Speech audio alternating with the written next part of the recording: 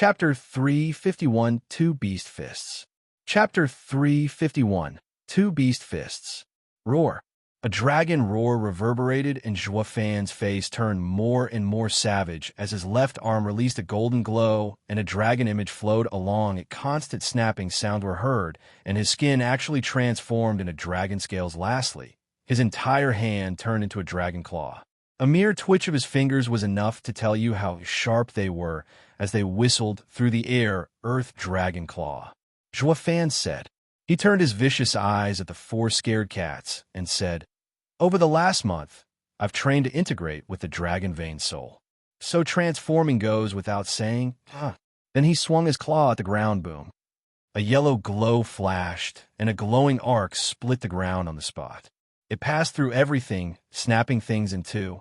Not even the mountains were spared. It went strong for the better part of a mile. Before the yellow wave attack vanished, everyone watched on in shock. Juofan cultivated for just 1 month, and he came out not only layers above, but even his body was monstrous now. Even the renowned body cultivators in the Radiant stage would be reduced to pieces under that claw. They all watched Juofan with dread. Now, even if he didn't use the bloodworms, he could still put them in their place. Not that they dared mess with him to begin with. Juofan's body strength far exceeded theirs. Abominable 4. Which one of you little shits would like to go first? Juofan waved the dragon claw around, like a demon archon about to hand over the sentence to some imps. The 4 scheming demons were scared to death, choking on their own words. Holy hell, is this a joke? What's going to be left of me after that punch? They were truly regretting it now, knowing Juofan's capacity for abnormality. Each time Steward Juo went into seclusion was like being born anew, coming up with new and outrageous ways to be overpowered. Case in point, Juofan's current seclusion shot him way beyond all those present. They were totally unprepared, but now they had to roll with it. They should have seen this coming and should have dropped on their knees to beg for mercy instead. But how are they supposed to do that now? The 4 sighed, their smiles laid thick with a heavy sense of begrudging and self-deprecation. But soon, Sly Demon's eyes probed. Steward Juo, your Earth Dragon Claw is marvelous. I wonder, though, can you do that with both hands? Only the left. Juofan could see his thinking from a mile away. Yet he didn't hide it. Sly Demon lit up, and he gathered his pals around for a little bro talk. Then they came out laughing. Violent Demon puffed up his chest and stuck his chin out. Steward Juo, didn't you say we can choose which hand? You're a man of your word, right? But of course, though, it won't change anything. Juofan smiled. So I decided to use the left in dishing out your punishment. No, we've changed our minds. We want the right one. Violent Demon pointed at his brand new hand with a cackle, sending a condescending gaze his way. Juofan looked at his own right hand and shook his head. This won't end well. And why not? Come on, Steward Juo. You are a clan steward. Your words are worth gold. You can't go saying something on one hand and do another on the other, or no one would trust you. Violent Demon urged on. Seeing him hesitate, Juofan raised an eyebrow and smiled. Oh, reverse psychology. Not bad at all. All right, we'll do it your way. Here comes my right. The 4 rejoiced, with Wimp Demon even giving a thumbs up and sucking up to his bro. That's our bro, insightful and glib. He has just received that arm and hasn't practiced using it yet. It must be the weakest. It will snap like a twig the instant it touches us. Good going, bro. Dang right, or I ain't your eldest bro. Violent Demon stuck out his chin. Sly Demon was annoyed and backhanded Wimp Demon. Cut the bull, that was my idea. Whose ass are you kissing? By all rights, you should be kissing mine. Wimp Demon looked aggrieved with that red face. Violent Demon was growing irate and backhanded Sly Demon too. You're the bullshitting one. I'm the eldest bro. Without my wise leadership, you'd never come up with this plan. All credit goes to me. You're the one bullshitting. I said it first. It was my idea. Why should you take credit? Sly Demon was pissed off and started throwing punches at Violent Demon. The other 2 demons were cheering, but it wasn't long before they joined in for a much-needed bonding. And so, for little demons played their little act per usual. Same old, the elders having front row seats of the spectacle had brooding moods. These little shits are a lost cause. They've already forgotten why Steward Juo was angry, why he was punishing them. They were going at it right in front of him like everything was right as rain. No harm done glancing over at Juefan. Everyone could see the throbbing vein on his forehead. You four, are you ready for my fist? Juefan's patience was running dangerously low. The four scheming demons weren't stopping on his account, yet they had the time to speak in unison. Don't mind us, do your thing. Knock yourself out, and have your fill of punching. Despise, condescension, and contempt. These four demons weren't buying Juefan's bravado. Thinking his right arm wasn't up to snuff, Juefan smiled in anger and moved his hand around. Ha ha! You sure are experts to want so many punches. That's fine. Let's give you a little taste first, shall we? Juefan's eyes flashed with bloodthirst, and he punched. Tangible projection. Sky-piercing Qilin arm. Boom! Like a flood, Juefan's right arm shined red and swelled. His thick arm became like a giant steel wall, barreling straight for the demons. That terrifying might stole the breath of even these sixth layer of Radiant Stage experts. Ducking their heads, instinctively whoosh. The red glow shot over the demons into the sky boom. Like an artillery blast, the Qilin's sacred arm rumbled the space wherever it passed and pulverized everything else, with the space in front of the fist taking the brunt of the hit, warping constantly and making a 300 feet tall cliff crumble into nothing once silence sat in. All that was left in the eyes of the onlookers was desolation, and not much else. The shock was so great that they were in denial. Everyone knew Juefan would have an outrageous power boost, but who'd have seen that? One coming? Not them. That thing could crush the world. The four scheming demons were shivering on the spot, their faces void of blood. It was a déjà vu moment for them. Gu Santong had done the same thing. One invincible punch to crush everything, gulping. The four scheming demons found it hard to look at the red pillar in the sky. They knew they had messed up and were on the verge of crying. You call that a hand? That's a pylon. The slightest touch will turn us into meat patties. I'd take the dragon claw anytime. Thank you very much. They blindly took Juefan's new arm for a newborn's, when in fact it was a weapon of mass destruction. Moreover, are those the arms of a human? Gasping, Juefan withdrew the Qilin leg back to being his arm and nodded pleasingly. Transformation was a secret art of changing shape.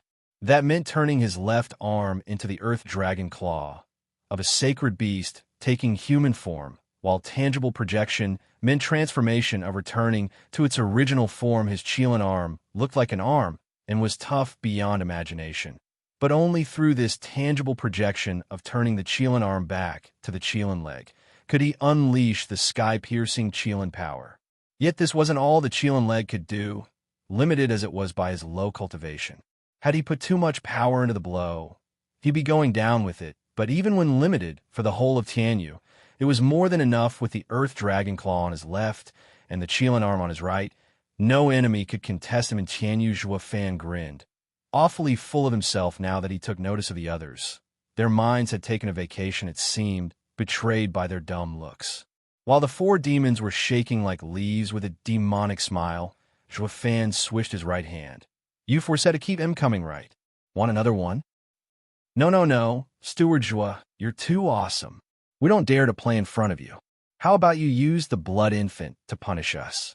That punch of yours will splatter us. You wouldn't want the Luo clan's last 5 years of investment to be for nothing, would you? The four demons' heads were pounding, and snot was coming out of their noses. Juefan smiled. You four just keep begging for mercy. Fine, I'll let it slide just this once, but you better get this straight. If I find you slacking on the job again, there won't be a next time. I'll flatten your heads on the spot. Steward Jua, worry not, it won't happen again. The four demons shook their heads and vowed. Only then did Juefan nodded and looked in the distance. Good. It's time we go to the imperial capital and regroup with the others. Yes. Everyone cupped their hands as they accepted the order. Even the playful and sly demons turned respectful on the spot. Chapter 352, Imperial Capital Ceremony. Chapter 352, Imperial Capital Ceremony. Imperial Capital. The Imperial Palace's gates. There were 360 copper inlays in the 9 heavy, 3-meter-tall gates, set in the shape of macrocosmic orbit array. It was an everlasting symbol of peace, and imperial power guards strapped in golden armor stood before each grand gate with grace and dignity, releasing a heavy pressure on anyone who came close. Even fresh cultivators could feel the presence of 1,000 of these profound heaven experts. The imperial family's power had always been the strongest in Tianyu. A crowd had gathered outside these gates since the crack of dawn. Now in awe of such a display of power, how long had it been since the imperial family had held a ceremony? No one knew, since this was their first. On such occasions, delegates were to come from every clan in Tianyu, from the biggest houses to the smallest. The last time such a gathering took place was centuries ago, when everyone banded together and repelled invaders from their border. It was quite plain to see how much weight the imperial family had attributed to the bestowal of the 8th noble house title. The Luo clan, a mere third-rate clan, was now going to be wallowing in honor. They had simply won the esoteric debate, but was it that great an achievement to have the whole of Tianyu take part in its award ceremony? Some small clans, waiting in the biting cold outside the gates, begged to differ. Why don't we get that kind of treatment? The many clans gathered before the imperial palace's gates were feeding the rumor mill as they discussed. Some were envious, and some were in awe. But what predominated everyone was reverence. It had never happened before, and the difficulty could be imagined. A third-rate clan was, in their time, entering the rank of houses and even receiving the imperial family's approval. Since a third-rate clan could be so hard-working, the other lowly clans had no reason to stagnate and contend with the status quo. Why, young master, wait. Among the tight crowd, a proud and dashing youth, wearing a scholar's hat, kept on walking even as the apprentice scholar behind him yelled. He only stopped when he reached the front of the throng of people, his eyes shining like stars, looking all around him. I'm finally out. Why, young master, we have to go back or I'll be punished. The child squeezed in front as well. Her cute and squishy face made him so adorable. The young master only smiled. I've been stuck home for ages. Now that I'm out, time to have some fun. Why the hell would I go back now? This is the Imperial Palace's 8th House Award Ceremony, the event of the millennium. The last time this happened was at the Empire's founding. I want to see with my own eyes what makes this 8th house so great, so powerful to make His Majesty break the 1,000-year-long convention. Looking about, assured that no one noticed his slip of the tongue, the youth stuck out his tongue and smiled. The child was even more distraught. Why, young master, you've had your fun for 4 hours already. It's time we head back, or with your temper we won't get away with a simple punishment if anything happens. Stop yapping. The young master bopped the child on the head, annoyed. You dare talk to me this way? Why, get back. It's the cane for you. Then why did you bring me with you? To punish me? If anything happens to you, my life's on the line. You? The young master glared, angry. Was he that weak to not survive one hit in front of so many people? Seeing how he wanted to slip away all the time, he was just like a human trafficker. Was he that useless? His Highness, the Crown Prince, has arrived. With a sharp cry, a refined sedan chair entered everyone's eyes. Once it stopped, an elegant and dignified youth wearing a golden robe with 4 dragon claws on it stepped out. The purple golden guards rushed forward to steer clear the clans, forming a 3-meter wide path. The Crown Prince walked in front towards the Imperial Palace's gates. Damn, it's eldest brother. Don't let him find us. The young master lowered his head and pulled the child into the crowd. The child could only follow. The Crown Prince suddenly stopped, then bowed to his surroundings in apology. Before the 7 houses arrive, we are unable to open the gates. I am dreadfully sorry to have everyone wait out here in the biting winds and piercing cold. Please accept my sincere apology. The Crown Prince gave a half bow. The crowd was frantic in returning the bow. Their hearts went to him. He was such a proud and wise figure. He was sure to go places. Ha ha ha. Eldest bro is making nice again. Did you earn some sympathy points? Some rather sharp and venomous words resounded. The people whipped their heads to see who dared be so crass towards Tianyu's Crown Prince. What they saw was a glum youth bearing a striking resemblance to the Crown Prince. He wore the same dragon-clawed robe, just that he only had 3. The people realized he was Crown Prince Yuanbo's brother. Second Prince Yuanyong. Crown Prince eyed him, coming over with a trace of anger. Second brother, what are you suggesting? Every clan in Tianyu has gathered at our great imperial capital at the invitation of the imperial family. Shouldn't I, the crown prince, show these people gathered here in the biting winds and piercing cold some care? A mere act. You think they're worth inviting? That was the imperial decree. They had to come. Yuan Yong sent a mocking glance to the ants. Eldest brother, how can an irresolute man and sympathizer like you be the next leader of this nation? Second brother, by treating Tianyu's people like this, how are you going to rule with justice? How are you going to earn their respect? This is why the imperial father didn't make you crown prince. The crown prince glared. Yuan Yong's eyes were spitting fire at this point, his face barely stopping itself from exploding. Yuan Bo, don't patronize me. Based on wisdom and approaches, I'm no different from you. Isn't it all because you came into this world a year before me that you've earned such a glorious title? Isn't it because you are firstborn? Other than that, I am just as capable as you are to be crown prince. The crown prince stammered, but sighed in the end. Second brother, so this is what's been bothering you. This is why you've always looked at me with hostility since we were young. But what would you have me do? This is the work of Providence. I cannot change the world. If I could, I would have long since given my brother this crown prince title. Sophistry. Who doesn't want to be emperor?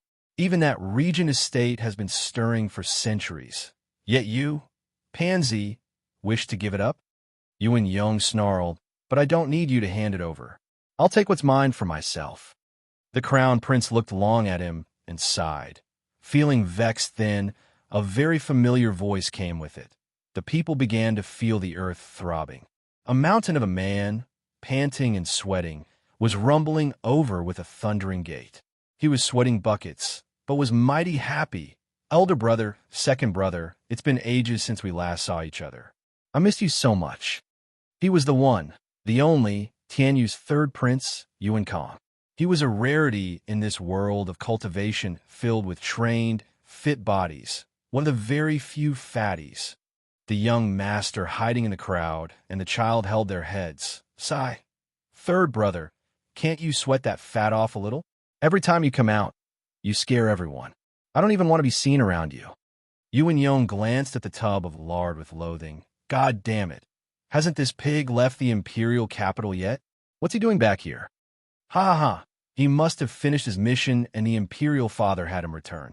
With the 8th Noble House award ceremony of great importance, it's imperative for the third younger brother to be present as well. The crown prince came out with open arms and a smile. Ha! Third brother, welcome back. Eldest brother. With a cry of joy, Yuan Song jumped into the crown prince's arms and landed with a bang at the same time. A snapping sound marked the wincing of the crown prince as the pavement beneath him cracked all over. Your Highness, Crown Prince. Crown Prince's guards rushed over. Seeing him hugging the hulking slab of meat, I'm fine. Shaking his head, the Crown Prince put on a reassuring smile. I'm a 9th layer bone tempering stage cultivator after all, but even I can't hug my younger brother. Crash!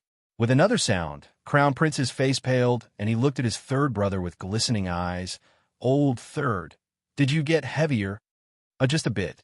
Last month, I weighed 375 kilograms, but this week, I'm 400.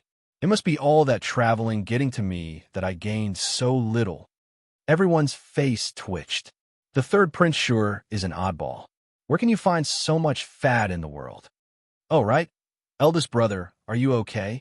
Yuan Song asked, seeing his brother's sweaty face with a pained smile. Crown Prince begged.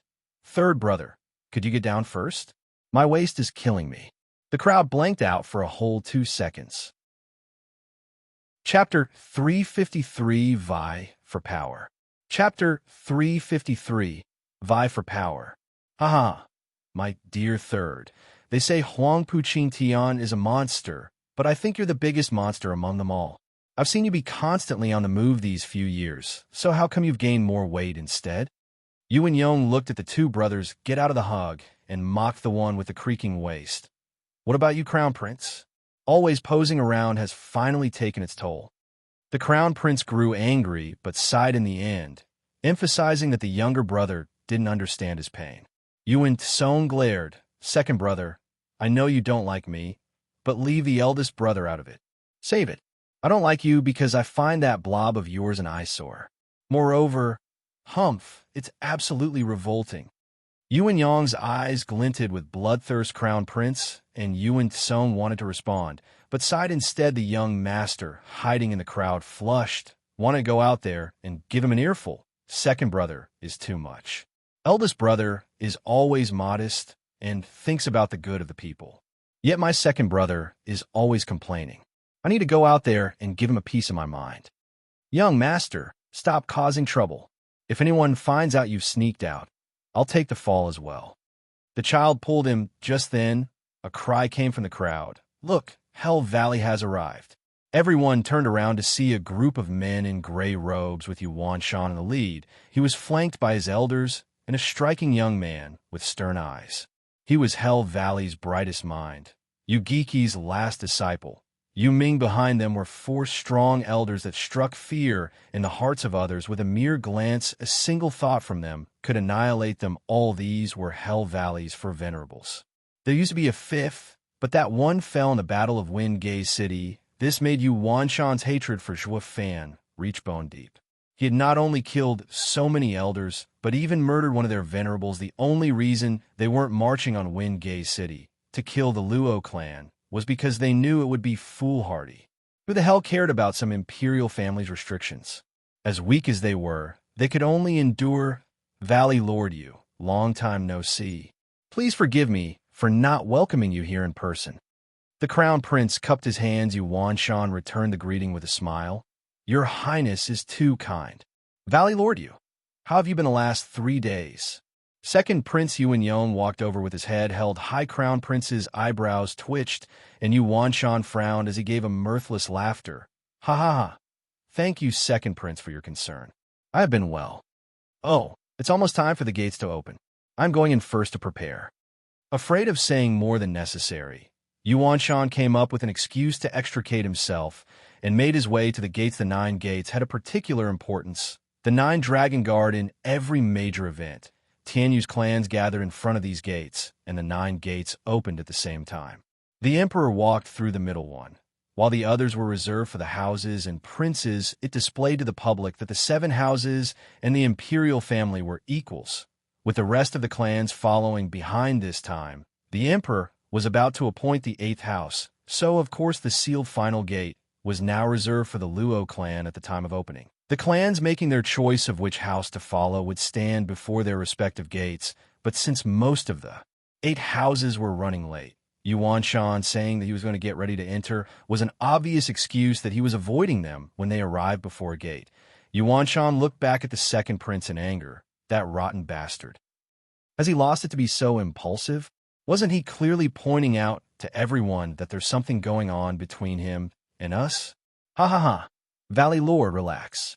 If he were shrewd, our partnership would have been in danger. It's his rash attitude that makes him an excellent pawn. With a twisted smile, Yu Ming said he just wanted to show off his power before the Crown Prince. Let him be. But what about our secret plans? Won't they get exposed? Yuan Shan snorted. Yu Ming shook his head. Valley Lord, no need to be angry since it will all be revealed anyway. And in the current situation, the rest of the clans will take the same path as us. Once the Luo clan becomes the 8th house, they will turn into the last power and will turn the empire into a tripartite nation. At that time, everyone will be tied down. To break the stalemate, vying for the throne will be the only option left. The side that controls the future emperor will be the one to use the imperial family to destroy the other houses. The last step will be removing the puppet emperor and taking hold of the world. Is this what you mean by playing for the future? Yuan Shan squinted. Yu Ming nodded. Correct. Yuan Shan gasped and nodded. So even with the second prince being impulsive, it was this impulsive nature of his that made him grade A pawn material. As for the Crown Prince, no one could gauge him. Yuan Shan was finding Yu Ming more trustworthy now in another location. Crown Prince frowned at Yuan Yong. Second brother, Imperial Father has warned us not to get too close with the houses. You, Crown Prince, you are the rightful emperor, so of course you'd listen. You only need to wait for the throne to fall in your lap. But without any power behind me, how can I fight for it? I told you. I'll take everything from you, haha. Yuan Yong cackled. Crown Prince's eyes flashed with bloodthirst. Though hidden deep behind his facade, Yuan Song came beside the Crown Prince and grumbled. Second brother, how can you say that? Openly going against the imperial father's decree? I'm going to tell on you. But the sight of a certain mesmerizing beauty left him speechless. He forgot all about his brothers and ran towards her laughing. Sister Kuei, you're here? It's been so long. Did you miss me? The two brothers were dumbstruck and sighed. Our third brother truly is a rare fatty, a rare starry-eyed one. The girl has shot him down 108 times, yet he still can't face the music. Veiled Dragon Pavilion's detail, approach Pavilion Lord was in front, flanked by his elders, 5 venerables following them. And lastly, the younger generation, one of them, of course, was the target of young Tubby Yuan Song's fantasies. Long Kuei Yuan Song was hammering the earth with each step, barreling onward like an out-of-control mountain. After a quick hi to Long Yaifi and the rest, he went along Kuei's side. Making her sick, this guy got even fatter. He's inhuman. Ha ha ha, Sister Kuei, have you been well? Yuan Song fumbled his thick fingers. Looking bashfully at her, Long Kuei glared at him. I thought I told you last time that I like someone else. What are you sticking around me for? You mean Brother Zhuofan? Ha ha, we talked it out. You were only using him as an excuse. We even became sworn brothers afterward. And brothers don't go after another's wife. Yuan Song licked his lips and giggled. Long Kuei mocked. And what if what I said was all true? Yuan Song froze and stared her in the eyes, but couldn't find a single lie, ignoring him. Long Kuei left him there and returned to her house. After exchanging greetings with the other two princes, they walked towards a gate. Only Yuan Song was left there, lonely and lost. Then his brows furrowed. The rest of the houses arrived one by one with their elders, venerables, and extras. The only difference was that the 3 houses had 4 venerables, while Drifting Flowers edifices only had 3, making them the weakest. And for some reason, Edifice Lord Chu was nowhere to be seen. With Iris Overseer and Grandmother leading their house, the people had no time for assumptions. As the guest of honor showed up, they instantly drew all eyes, even with plenty of clans seeing the Luo clan's performance in the esoteric debate. The great majority hadn't.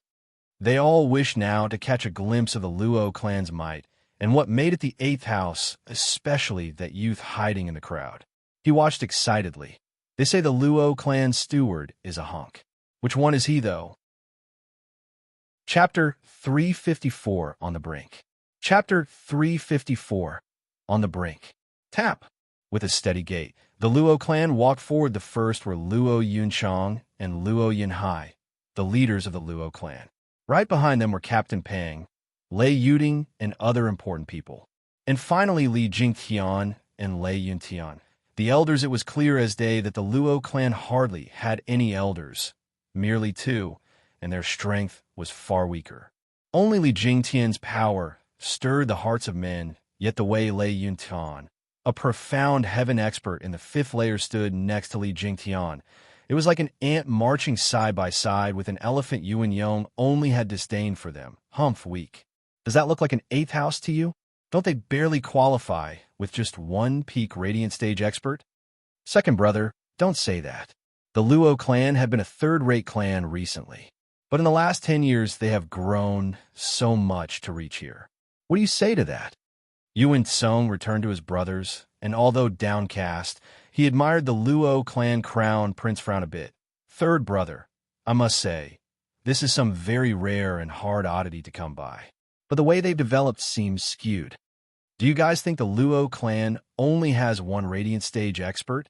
When the day comes that they have to fight other houses, and their only defense would go in a battle, wouldn't they be left wide open for attack? Compared to other houses, the Luo clan will be the quickest to fall. This clan truly is a marvel, but far too soon to be called a house. Yuan Yong watched the approaching group and sighed.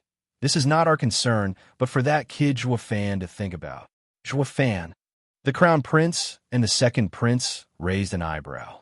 The former was quite excited. I've heard about him. Luo clan has managed to see today, all because of him. He is a genius not unlike Zhuge Changfeng and Lung Wuchang. Staring at the Luo clan, Yuan Yong spat. I've heard of him too. Ever since he showed up, he has turned Tianyu upside down and even fought against the Seven Houses. In the esoteric debate, he alone fought against Huangpu Qingtian's team of 4, making a name for himself. The Luo clan can now stand abreast the Seven Houses, all because of its 2 pillars. The sharp steward Zhua and the mighty Li Jingtian. Who is Zhua Fan anyway?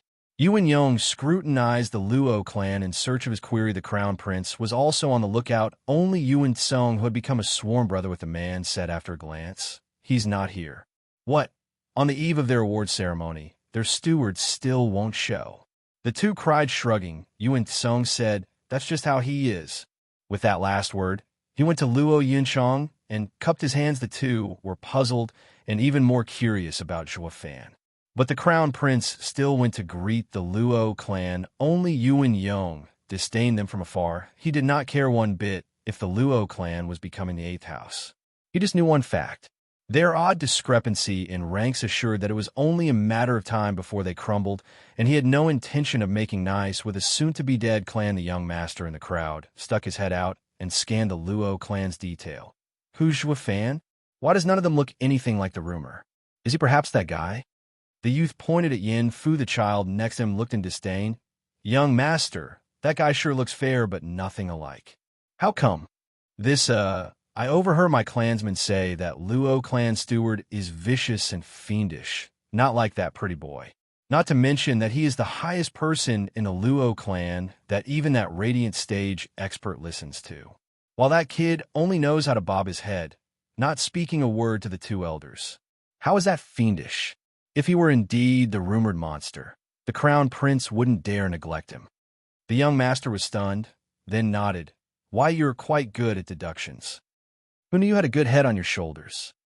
The young master exaggerates. The child giggled, her cheeks rosy. But if he isn't Zhua Fan, then who is it? The others don't look the part either. Seeing her young master so focused, the child shrugged, unsure as well. Look, Regent Estate is here. A shout caught everyone's attention, even Crown Prince's attention, who was chatting with the Luo clan. That one look left everyone gasping and drove fear into their feeble legs. A group in golden garbs strutted with Huangpu Tianyuan in the lead. Next to him was their steward, Tianyu's second greatest mind, unwanted contriver Lung Wuchang. Following were the profound heaven elders, 50 in number, releasing their mighty auras, yet that was hardly impressive. What got everyone so shocked was the venerable contingency. A total of 30 people radiating incredible power. Any one of their gazes was enough to raise everything to the ground. Crown Prince gulped at the ostentatious display. He never imagined the Regent Estate's power would reach such a height. Almost catching up to the imperial family's second prince was dumbstruck, his jaw hanging, eyes popping, forgetting himself as he spoke. Dang, now that's what you call a 1,000-year-old legacy. How can that upstart Luo clan compare?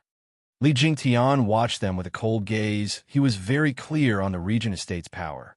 15 of the venerables were below the 3rd layer of radiant stage, 10 of them between 3rd and 6th, and 5 above. In this aspect, the Luo clan wasn't falling short. The Luo siblings glanced over and nodded. It all came down to Steward Zhua and the rest, if they reached in time. The Crown Prince excused himself from the Luo clan and greeted the Regent Estate. Estate Lord Huangpu, I trust you have been well. It's only thanks to your blessing, Crown Prince, that I am well. Huangpu Tianyuan smiled. Just then, the second prince skipped the Luo clan and rushed over to Regent Estate with a smile. Royal uncle, it's been a while. Hiding the disdain, Huangpu Tianyuan put on a smile. Thank you, second prince, for your concern. The Regent Estate and the imperial family were distant relatives at first, but the imperial family had its dignity. That wouldn't change, even among relatives. If anybody wished to get close and use such a way of addressing, it had to be peers, just like how the emperor called him cousin while never lowering himself. Yet this second prince had walked up and called him royal uncle, his tone thick with flattery. Anyone with an ear could tell he wanted Regent Estate on his side, not to mention the guy had made a beeline for the Regent Estate, sliding the Luo clan and earning their malcontent. The prime example of the worst ruler, the crown prince, glared at his brother. Then sighed. Huangpu, Tianyuan's group only had contempt for the second prince. Narrow-minded, brash, blind ambition, all talk, and unable to accomplish a single thing in his life. Glancing at Lung Wuchang, the two's minds connected, and they smiled. "Hi, Venerable. Your old friend is here. Why don't you go greet him?" Lung Wuchang pointed at the Luo clan with a smile. Huangpu Fenglei nodded and grinned. Making his way to the Luo clan, the Regent Estate's top expert drew gazes as he walked. Li Jingtian knew his purpose and stepped out as well. Everyone knew the strongest of two clans were now facing off. With Li Jingtian turning his back on the Regent Estate, the latter had to settle this disgrace or it would become a stain on their name. People watched with rapt attention as the two got closer. How are they going to settle this? Even the other houses watched. It seemed like a problem between two men who represented a conflict between two clans. Any side's loss meant shame for their clan. Regent Estate couldn't afford to lose. Regent Estate had lost the esoteric debate, but that was pertaining to the younger generation. While losing here meant their 1,000-year-long legacy would crumble. As with it, yet the Regent Estate was still willing to do this confrontation. Confident of their success, eyeing Li Jingtian, Huangpu Fenglei snickered. "Mad Dipper Li Jingtian, you had lost to me once. How about showing me your progress from these past years? Ha ha ha." Chapter 355, Princess Yoning. Chapter 355, Princess Yoning. Elite Coder. The two stopped 20 meters from each other. Huangpu Fenglei started off with mockery. Li Jingtian, when you first came to Regent Estate, it was for the Imperial Tyrant bodyguard. For you to betray us in favor of the Luo clan, it must have been over something similar, right? Quite. Li Jingtian was blunt. My entire life, I've always been obsessed with martial arts, all in pursuit of power. But you guys are too selfish, not willing to impart me the complete Imperial Tyrant bodyguard. So why would I ever give my all to you? Our Imperial Tyrant body art is a second to none profound ranked cultivation method in Tianyu. Training even a fraction of it would have benefited you for life. But, fortunately, I was right to judge you untrustworthy and refuse to give it to you. Or today would have been another story entirely. Huangpu Fenglei snickered. Not to mention that I heard you joined the Luo clan for the same thing we didn't give you, a cultivation method, right? Li Jingtian admitted. Among other things. Absurd. In the whole of Tianyu, the quality of our cultivation method is second only to imperial families. Can a third-rate clan give you something like that? Ha ha ha. Only a fool would believe that. Haven't you heard? Luo clan has a miraculous steward. He gave me something you can't even dream of. Li Jingtian talked back. Huangpu Fenglei's voice dropped. Zhuofan? What can a glib punk ever achieve? He is only a king among scamps. And since you hold him in such high regard, you've made me curious to watch him myself. But first, let's see what you've received from the Luo clan. Huangpu Fenglei's power surged, and 9 golden dragons roared as they twisted around him. He was glowing with might and devastating power. The Imperial Tyrant body art of the Regent Estate was revealed in all its glory and trained to the max. Perfect timing. It's time I pay back for the resentment from all those years.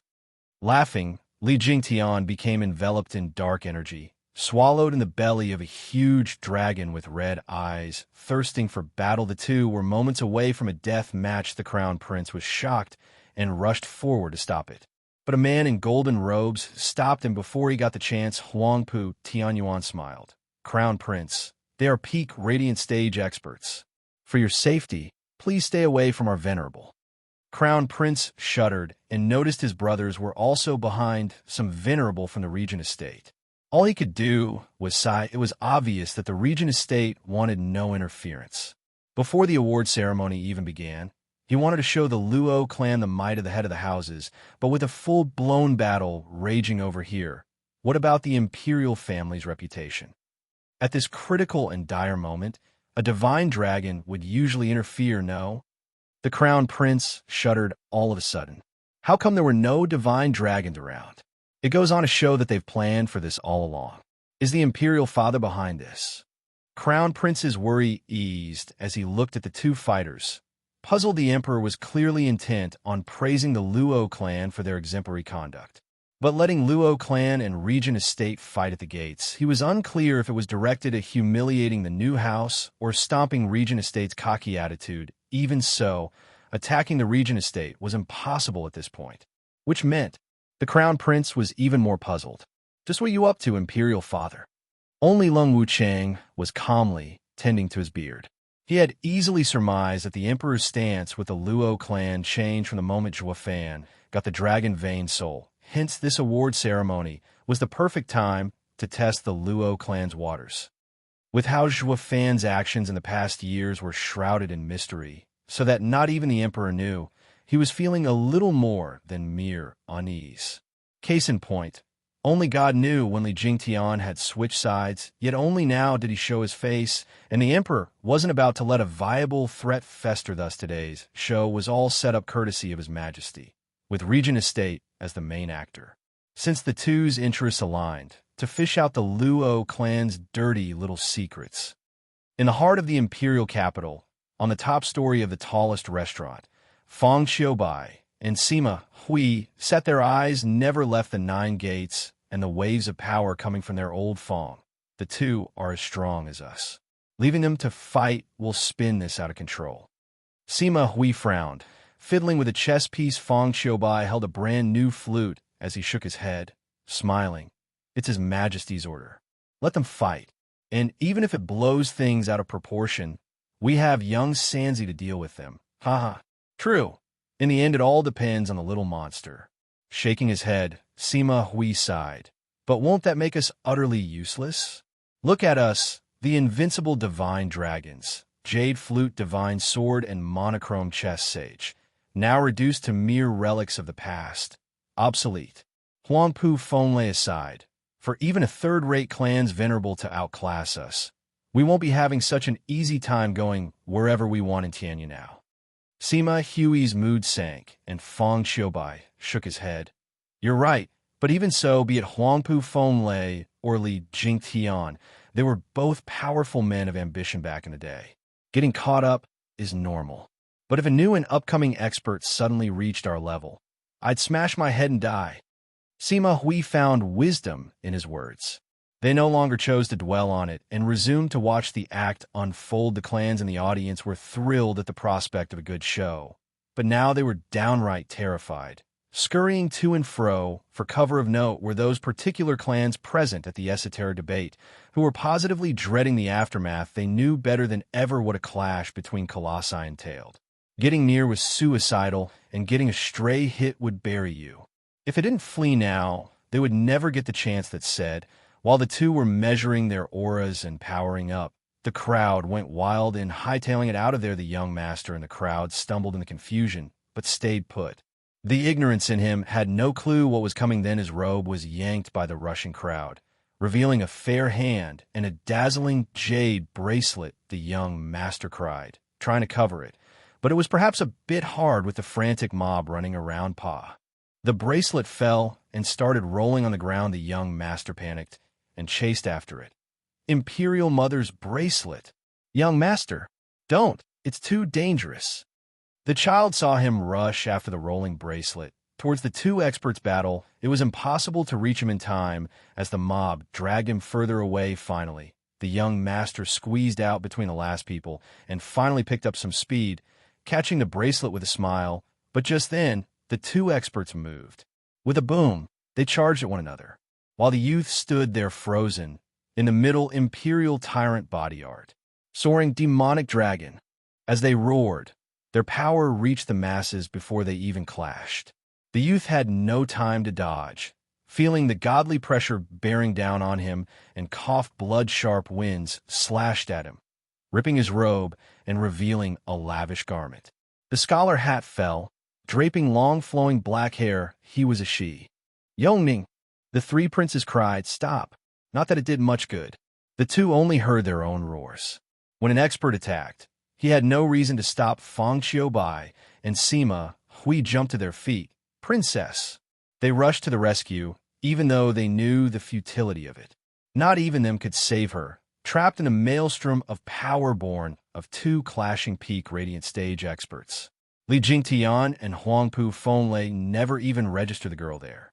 To them, she was as important as an ant. All they saw was their enemy. Roar, roar. With two dragon roars, the two sped up. The princes and the two divine dragons watched on with bloodshot eyes. They couldn't understand how His Majesty's beloved daughter had ended up here. The danger of the situation finally dawned on Yongning as blood trickled from her mouth. She was akin to a dinghy in the middle of a storm, with the two waves coming down on her any minute to render her void. Fear gripped her heart as she shook like a leaf. Mother! Hugging the bracelet, Yongning cried and cried, her lips trembling as she pleaded, "Someone save me." But who could save her from the jaws of death brought on by the might of two clashing peak radiant stage experts? The princes were beside themselves in fear. The two divine dragons knew it was hopeless, but still tried to reach her, and the child in the crowd was wailing, "Princess!" Yet none of those acts was of any help. The two experts finally reached her with bloodthirsty eyes. Their gaze pierced her heart as their punches drew closer. A fierce wind snapped at her face. She knew her end was nigh at their hands. Her heart was in deep regret for slipping out of the imperial palace and ending up here, but at her final moment, all she could think of was her mother watching her from above as she raised the bracelet and prayed, "Mother, you said there's someone who will protect me. Please come save me." Whoosh! Then the gale and pressure vanished, to make way for the cold voice drifting in her ears. "Lass, a rabbit has no place wandering where savage beasts are on the prowl." Chapter 356, The Might of Luo Clan. Chapter 356, The Might of Luo Clan. Elite Coder. Shivering, Yongning realized that she wasn't torn apart by the two mighty powers and was in fact caressed by a breeze. She cracked her eyes open just a hint, but what she saw made her cry out and fall down in fright. Before her was a man in every sense of the word, with broad shoulders, white hair floating in the wind, and a deep gaze looking down on all creation. But the greatest shock was how this man actually put a stop to the raging tempest. The two peak radiant stage experts unleashed. His left hand was twisted into a savage dragon claw, holding Li Jingtian's wrist and scathed by Li Jingtian's black energy, trying to eat it, while his right arm made a simple block with his palm. Yet this plain act seemed to contain endless power, as Huangpu Fenlei's 9 golden dragons couldn't budge an inch. The people cried out in shock, seeing the situation take an impossible turn. Two peak radiant experts were handled like a bunch of chickens. Huangpu Fenlei and Li Jingtian were overwhelmed watching the man. Then the once lost feeling of fear slowly crept into their soul. They were peak radiant stage experts, fearless against any adversary in Tianyu. But now they were reacquainted with this feeling of dread a century later by this man in front of them. The fact that these two peak experts couldn't match their enemy brought a deep sense of loss to them. They had roamed Tianyu all their lives and reached the peak of power. So where did this guy come from that could trump them? Not to mention he was young. "Who are you?" Watching the youth sent from the heavens holding the evil dragon claws at bay, Yongning's cheeks flushed. A single question plagued her mind. "Did the Imperial Mother send you to protect me?" Ignoring the shell-shocked princess, the youth's right hand moved, and Huangpu Fenlei was forced back with a groan rumbling. The pavement crumbled as Huangpu Fenlei skidded back, leaving deep scars. He only stopped when he was in his original spot, 10 meters away, raising his head. His face was pale. He had just used Imperial Tyrant body art, a profound ranked martial art, to attack. Yet the opponent easily took it and even pushed him back. Just what power did this man have? Who the hell is this guy? Not sparing him another moment, he looked at Li Jingtian and pushed back the black dragon claw of his. "Elderly, you're still not backing down?" That woke Li Jingtian right up. What had happened was too shocking, and he withdrew his attack only now. Then he showed his respect. "Steward Jua." "What, Jua Fan?"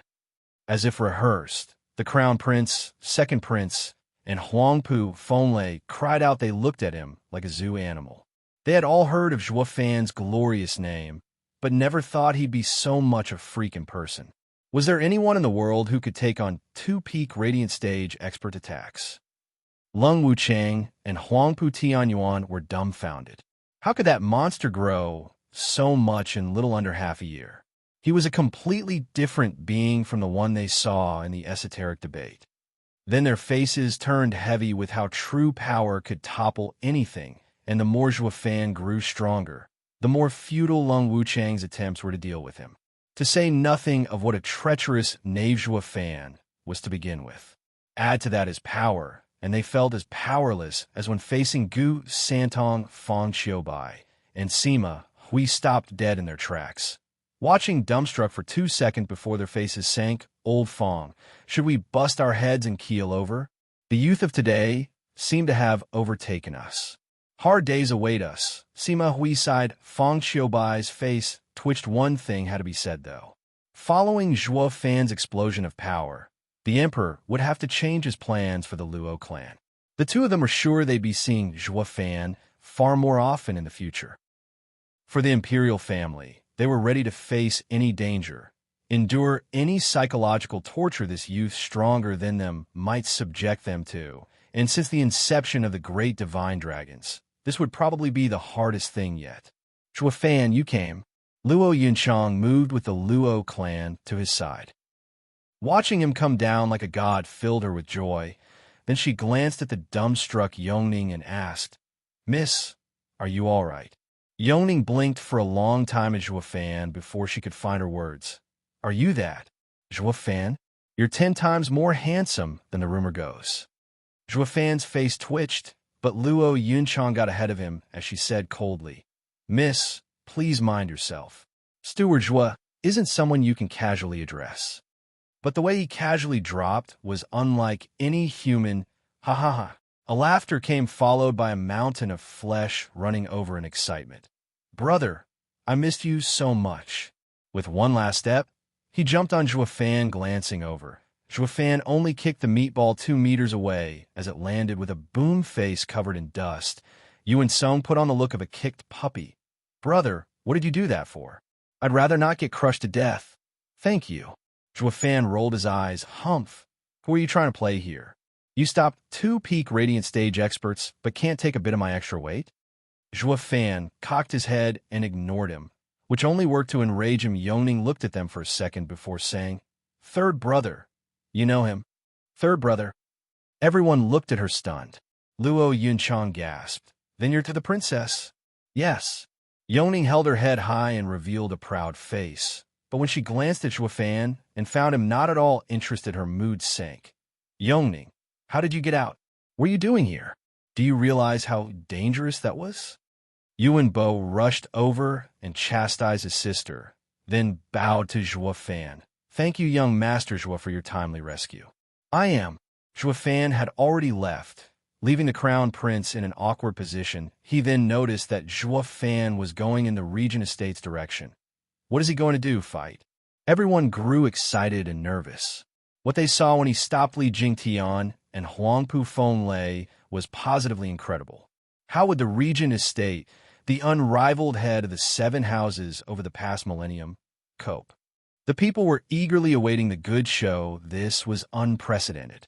Anyone messing with the houses got annihilated. But a few years ago, Zhuo Fan began shipping at the 7 houses' power outside of the 7 houses. Tianyu now had an 8th Luo clan, and their steward, soaring demonic dragon, was someone neither house wished to test. All while he was more than delighted to step on their toes. What was more, the Luo clan was about to be officially acknowledged, setting up Luo clan's roots for all eternity. After a long 1,000 years, the ranks of the houses would finally be redefined. Whoosh! Huangpu Fenglei flashed before Zhuo Fan with a grave face, his eyes staring down on him. "You're Zhuo Fan? What are you trying to do?" The rest of the Regent Estate was on high alert. Zhuo Fan merely smiled. "Oh, nothing. On this auspicious day, the Luo clan is receiving its title, and I hoped everyone would keep to themselves, or a war might break out." "War? Humph! Luo clan only has Li Jingtian. What can you possibly do? An upstart clan like you with no legacy dares fight a house? To me, Luo clan has only 2 people. There is no war." "What a joke, huh?" Huangpu Fenlei mocked the rest had to agree the Luo clan's biggest problem was being short-handed. Zhua Fan and Li Jingtian were great experts and strong to boot. But take them out, and the rest would be easy pickings. They weren't even useful as cannon fodder. Luo clan's weakness was clear for anyone to see. Second Prince snickered. Ever heard the saying, short-handed? You two are great, but the rest are junk. Once surrounded, the rest will fall like flies. Zhua Fan mocked. Dumb bigot, you think I don't have a way to fight that legacy of yours? Zhua Fan pointed at the sky. Feast your eyes on the Luo clan's power, a power to crush any house. Huh. With a crisp sound, powerful surges came from the heavens above. Chapter 357, Fiendish Elders. Chapter 357, Fiendish Elders. Elite Coder. Whoosh. 7 figures dropped down like meteors, spreading their savage energy around Zhua Fan. The overflowing power got even Regent Estate to shirk back. With a startle, they realized that all they could do was endure. The pressure people went pale on the spot. Regent Estate had 30 venerables, so why couldn't they even fight back when they had the numerical advantage? However, upon closer look, they got the shock of their lives, with their hearts threatening to burst out of their chests of the 7 newcomers. Only one was a peak profound heaven expert, who they didn't recognize. But the other 6 had fiendish reputations. Even as rogue cultivators, no one dared to touch them. Raging Ancestor Qiuyan Hai, Ice Moon with Shui Qingjian. What are you two doing beside Luo clan? Lung Wuchang's eyes flashed with regret. It was the Regent Estate who wanted them first, and Lung Wuchang found their power impressive. An art to harmonize fire and water was rare. It would have been such a shame burying such an asset. He thought it was better to let them go and think of another way to have them join, since the two hardly posed a threat to the Regent Estate. But who'd have thought they'd side with Zhua Fan instead, becoming their bitter enemies? If he knew, he'd have culled them when he had the chance, but who could have seen this one coming? Not even he. Unwanted contriver with his foolproof plans had thought it possible that what Regent Estate couldn't recruit, it would be done by others. However, it was far too late for regret. Shui Qingjian easily spotted his dilemma. Sir Lung, are you regretting not killing us? Hi. A shame it's all too late now. Steward Zhua is far stronger in this regard. He truly was vile in his recruiting.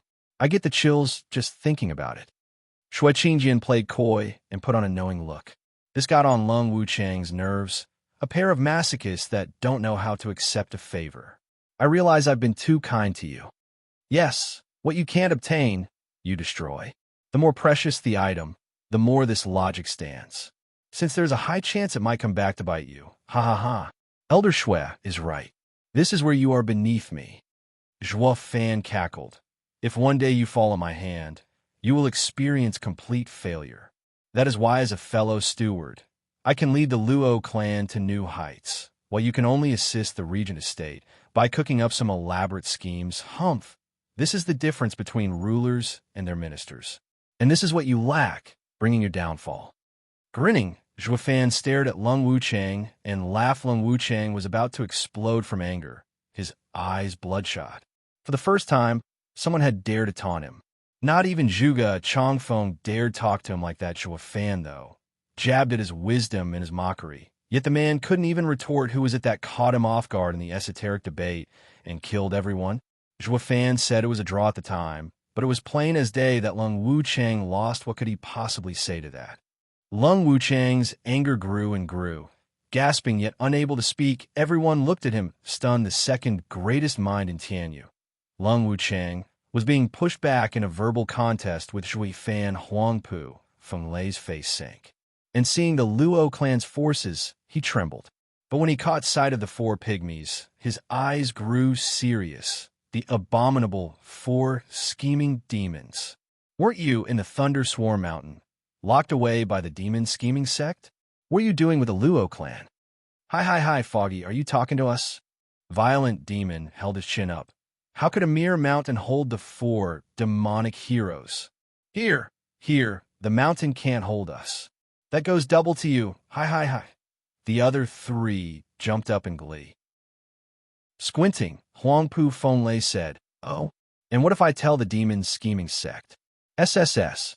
The four pygmies shivered on the spot. Filled with fear, Huangpu Fenlei smiled inside as he mocked. Humph, you must have escaped your prison, right? If I report you to the demon's scheming sect, not just you, but even the Luo clan will. I'd like to see you try. Zhua Fan cut him off with his derision. These four twerps are here to help the Luo clan by the order of demon scheming sect leader, Xie Wuyue. Go ahead, report.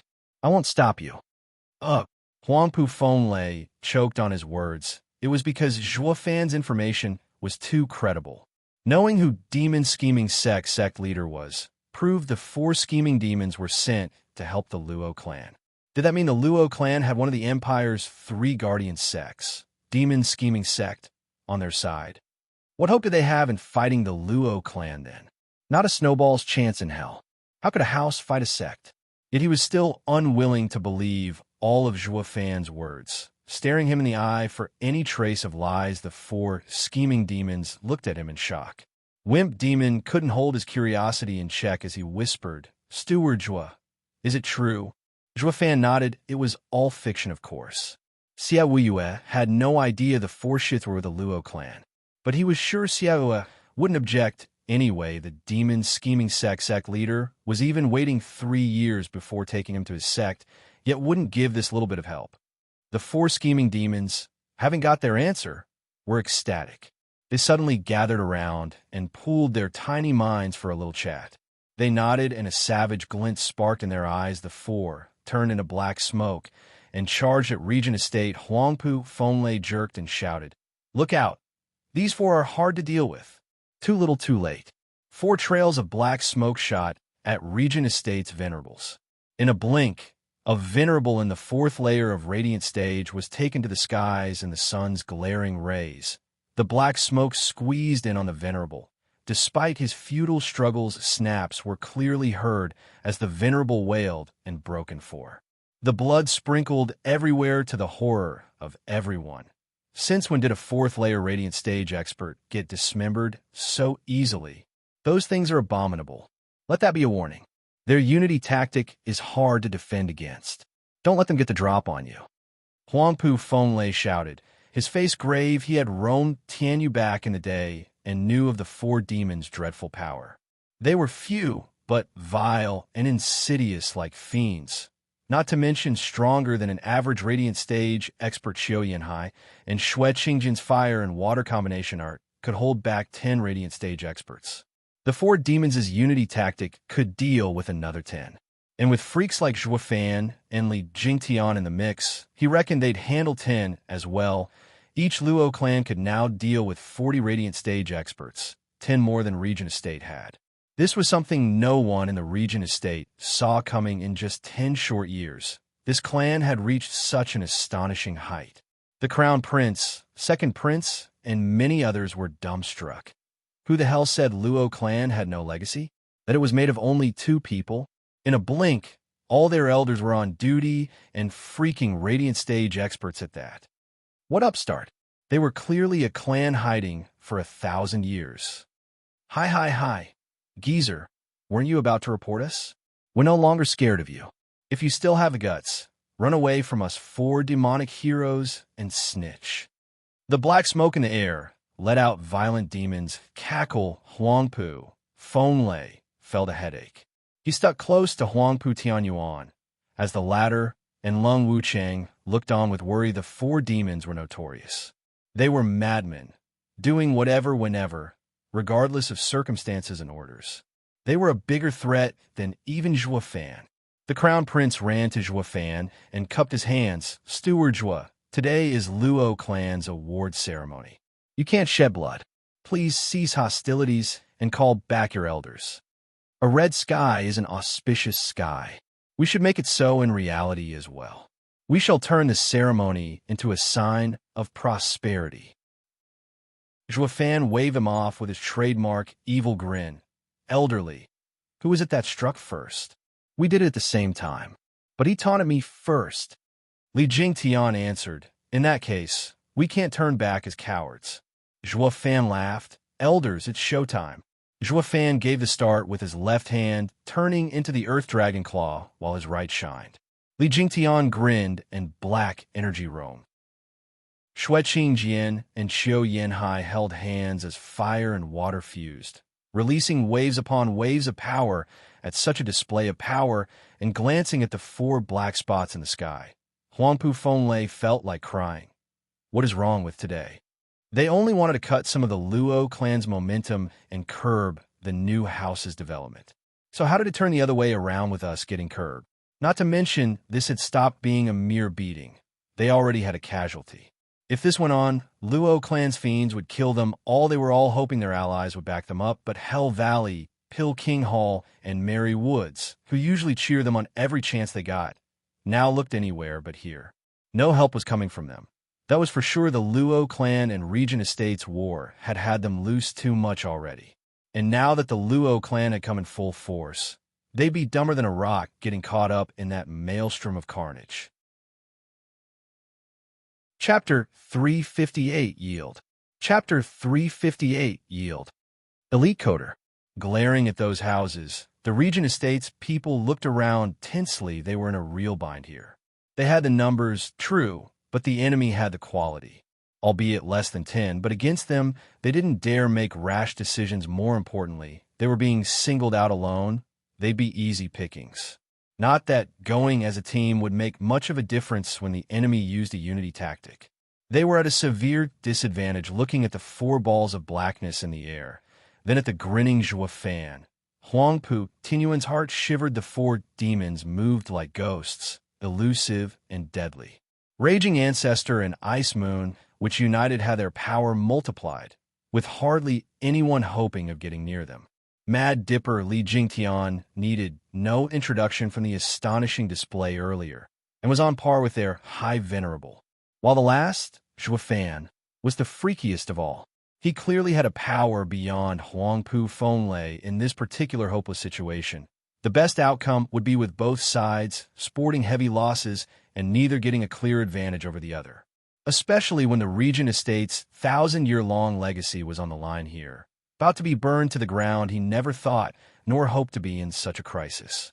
That beside the imperial family, Tianyu had another house who could push them back. Huangpu Tianyuan's heart was torn with anxiety.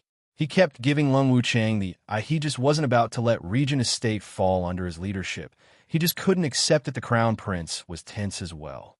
These 2 houses were about to jump at each other's throat with no one to mediate. Where in the name of all that's holy had those damn divine dragons gone off to? What would become of the imperial family's public view when an all-out skirmish took place in their backyard?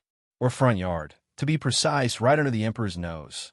Fang Qiubai and Sima Hui were watching from afar. They were in awe of the Luo clan's military might, but stayed put, waiting for the spark to blow this place sky high. As for the audience, they were smart enough to clear the heck out of there. And only after all safety precautions were taken and a very solid cover in front did they begin to enjoy the bustle. In one corner, they had a house with 1,000-years-old history, and in the other was an up-and-coming behemoth. It doesn't get any better than this. As for who would ultimately be crowned head of houses, clans, and the like, they were very much looking forward to seeing that the common clans weren't the only ones. The other houses looked tensely at the standoff as well, observing as the situation devolved or evolved. Luo clan's power blew their minds, which had made the future house contest all the more confusing. Who would be the final winner? Earlier, the odds were 70-30 in Regent Estate's favor, but now they looked pretty much even. Luo clan had given them the shock of a lifetime. Lung Wuchang's eyes roamed about and then settled on his target. Steward Zhua, is it all right to do this? We both know how this is going to end. You're not the one to go to war knowing there's a third party involved and risk losing everything. Perhaps not. Zhua Fan taunted with his cryptic smile. His eyes flashed. Sir Lung, there's a difference between me, you, and Zhuge Changfeng. I'm not all brain and no brawn. Sometimes I go a little nuts, you see. It's normal. I'm sure you understand this by now. Having felt it on your own skin, Lung Wuchang's face twitched and anger spiked. He understood, all right. Zhua Fan was hinting at the esoteric debate where he went berserk. At the time, Zhua Fan, in his madness, carried out his vendetta regardless of tricks or the bigger picture. He was quite conceited of himself back then, but now it somehow became Zhuo Fan's cover, rendering all his readings of the Steward void. With enough brawn, one would lose their head, so much so they didn't care about their own lives. They'd be willing to take the fall as long as they could take down the opponent with them against a man without restraints. The crazier he was, the more horrifying he became. With nothing in this world to chain him down, you'd have no idea what insane idea he'd come up with next, and that was Zhuo Fan. If his revenge had yet to cool down back in the esoteric debate, he might really engage in this battle, regardless of third party. Then they both lose. To the Luo clan, a new house, that was quite a good ending. While for Regent Estate, having a long history behind them, the resentment couldn't be imagined Lung Wuchang's side. Then, what would make you step down? Regent Estate's people were stunned. The great Lung Wuchang was actually negotiating his terms of surrender? This has never happened. Not even Regent Estate's people had experienced a case like this. He'd never submit, even in front of the estate lord with a creepy grin plastered on his face. Zhuo Fan held his head high and began. To be perfectly honest, our two houses are now in a standoff because of your taunt. If you want to give up, it couldn't be easier. Apologize. Apologize? Regent Estate shivered to the very core as every one of them glared back. Regent Estate had been the head of all clans for 1,000 years. All its actions were beyond reproach and righteous. Even if they weren't, who would do anything about it? Yet now, they were being asked to apologize. Wasn't that a poorly disguised surrender? How would they get the nerve to get out into the world after this? Not that Zhuo Fan gave a hoot about how they fumed. As for your sincerity, just wing it. Humph, you take that apology and stick it where the sun doesn't shine. We'd rather choose death before dishonor. You and me, little demon, we're going to settle this right here. An aged voice spat as he charged, going by the readings on his power surge. One would place him in the 6th layer of Radiant Stage. Don't take him on by yourself. Lung Wuchang cried, for naught. The man got his Zhuo Fan, his golden glow revved up, dragon roars in the background, and even the space fizzling out as he punched Zhuo Fan. Any other guy out there would have been a smear on the ground long before he was even hit. But he was dealing with Zhuo Fan lifting his right arm. The red glow flashed for a second, and the Zhuo Fan stopped the attack just like that. That mighty fist softly landed in his palm before he could get another swing in. Xue Qingjian and Xiu Yanhai attacked with their hands, united life and death art. Fire and ice combined to release an unspeakable power. It shot a blinding white light, swallowing the man and catapulting him into the sky with a fairly loud bang. The sky itself shook, and the Radiant Stage expert was robbed of his last chance at wailing, pulverized. Not a sign of him was left that he ever even existed. One blow. SSS. Gasps resounded everywhere. Everyone knew of the might of this old couple, but their expectations were blown at the display of a unity tactic. Fear was etched on their faces, especially on Huangpu Fenglei. Not even he could take that. Why is the Luo clan a den of monsters?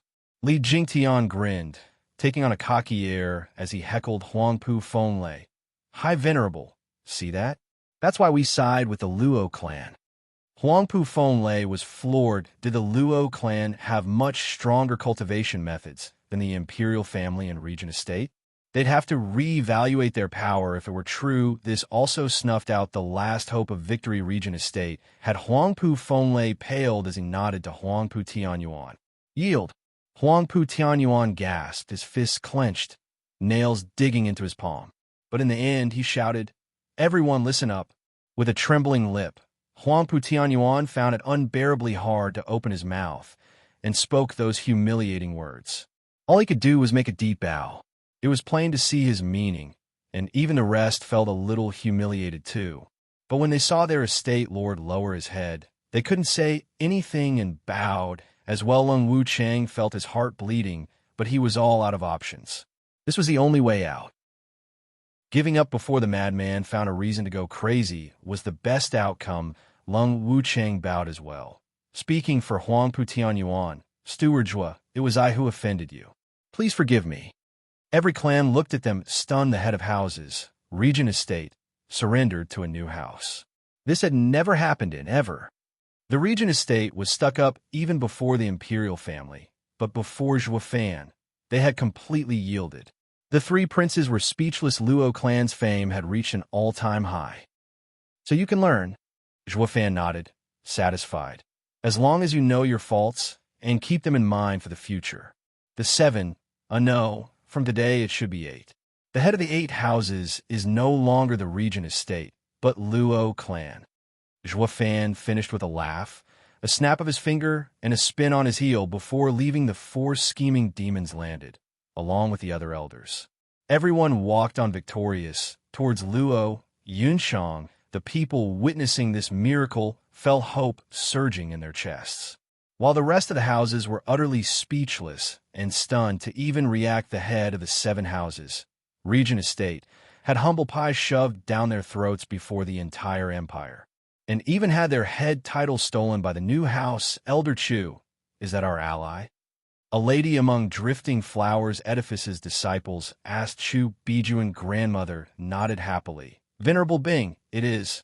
Good, Elder Chu. We truly bet on a treasure this time. There's hope for drifting flowers edifices to rise again. Grandmother smiled. Cheers exploded at Veiled Dragon Pavilion and Sword Marquis abode houses as well. While only Pill King Hall and Mary Woods looked positively glum, Regent estates decline meant the fall of their backer. As for Hell Valley, they looked on with a cold eye, having already found their path. Chapter 359, Award Ceremony. Chapter 359, Award Ceremony. Elite Coder. Who'd have thought that secretive kid from Luo clan would reveal his entire hand only now? A truly unpredictable man. In the Imperial Palace, Zhuge Changfeng stood on a 100-meter-tall gate tower, watching, sighing. Next to him were the Yin-Yang elders with a frown. The white-haired elder's eyes turned hard. How did he reach such an inconceivable level? It's mind-boggling. It makes me recall that man. You mean? The black-haired elder's eyes flashed, and he shuddered at the mere mention. Invincible scamp, Gu Santong. The other nodded. Besides that little devil, I've never seen anyone in the profound heaven stage capable of taking a peak radiant stage expert's attack with such ease. It used to be only him, but now. Ha ha ha. Zhuofan is far worse than Gu Santong. Zhuge Changfeng smiled. Gu Santong is but a humble man. With a bit of trickery, he'd fall for anything. With the Imperial Palace trapping him for 300 years, it makes his godlike feat back then look like a lie. He is but a mere child. Zhuge Changfeng's eyes squinted, and he turned to the white-haired figure. But Zhuofan is a true master of cunning and trickery. To play or con him is harder than taking the throne. Now that he has Gu Santong's power as well, no one in Tianyu can deal with him. The Yin-Yang elders looked at each other, puzzled. The white elder paused, then, Prime Minister, didn't you say everything was put in place by the Emperor? He wanted to incite the Regent estate and Luo clan to sink further into killing each other. The two were so close to doing it as well, with Zhuofan's high and mighty display and killing 2 of Regent estate's venerables. Doesn't that mean he fell for it? As far as my old eyes see, Lung Wucheng just had to endure, and the 2 houses would be tearing each other apart by now. Ha ha ha. You guys only see what's in front, and not from every angle. Zhuge Changfeng shook his head. The Emperor might have set the stage, but couldn't care less about how this drama played out. Be it Zhuofan or Lung Wucheng, both are wise enough to see it. Neither of them wishes to fight and to let the Emperor win. But with this, Zhuofan has found Lung Wucheng's limit. Because of what transpired in the esoteric debate, Zhuofan's actions had gone beyond human understanding, leaving Lung Wucheng in the dark about his next move. It had robbed him of his initiative in this situation, ending up getting smacked around like a child. Even if Zhuofan had been stronger, he'd still not do it. A trained eye would see that the Emperor wanted to use this excuse to force Luo clan to show its hand, and thus was a partial winner. While Luo clan used the stage to push back at the Regent estate and shake their public image, also winning some. While only Regent estate, suppressed by a new house, suffered the worst. The 2 elders shivered, eyes stunned. A mere scuffle between the two houses actually had so many implications and consequences, fighting over interests below the surface if humble people like them were caught up in it. They reckoned they'd be toyed with and spat out mangled. The complexity of the ploys were mind-boggling now. They understood why Zhuofan was more dreadful than Gu Santong. If Gu Santong had but half of Zhuofan's smarts, no one could have been able to fool him into ending up trapped. Zhuofan was a combination of Lung Wuchang and Gu Santong in one prime minister. It's best this threat is dealt with fast, before it affects Sir's plan. The Black Elder cupped his hands. While the kid isn't invincible, we too can still handle him. Please let us cull him and spare you the suffering. Zhuge Chongfeng waved. Now, he isn't my enemy yet. Quite the helper, in fact. Taking him out earlier will only benefit the others. I don't take kindly to letting others enjoy the fruits of my work.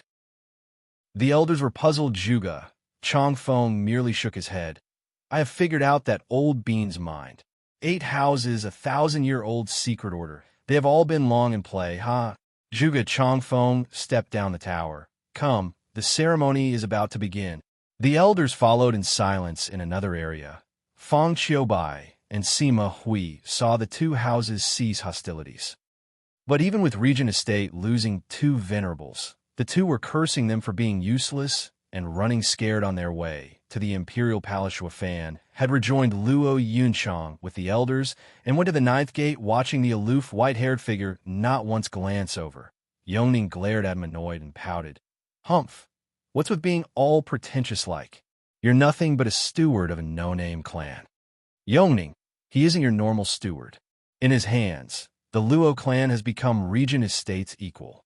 You know what power the Regent Estate has. Even we have to show respect.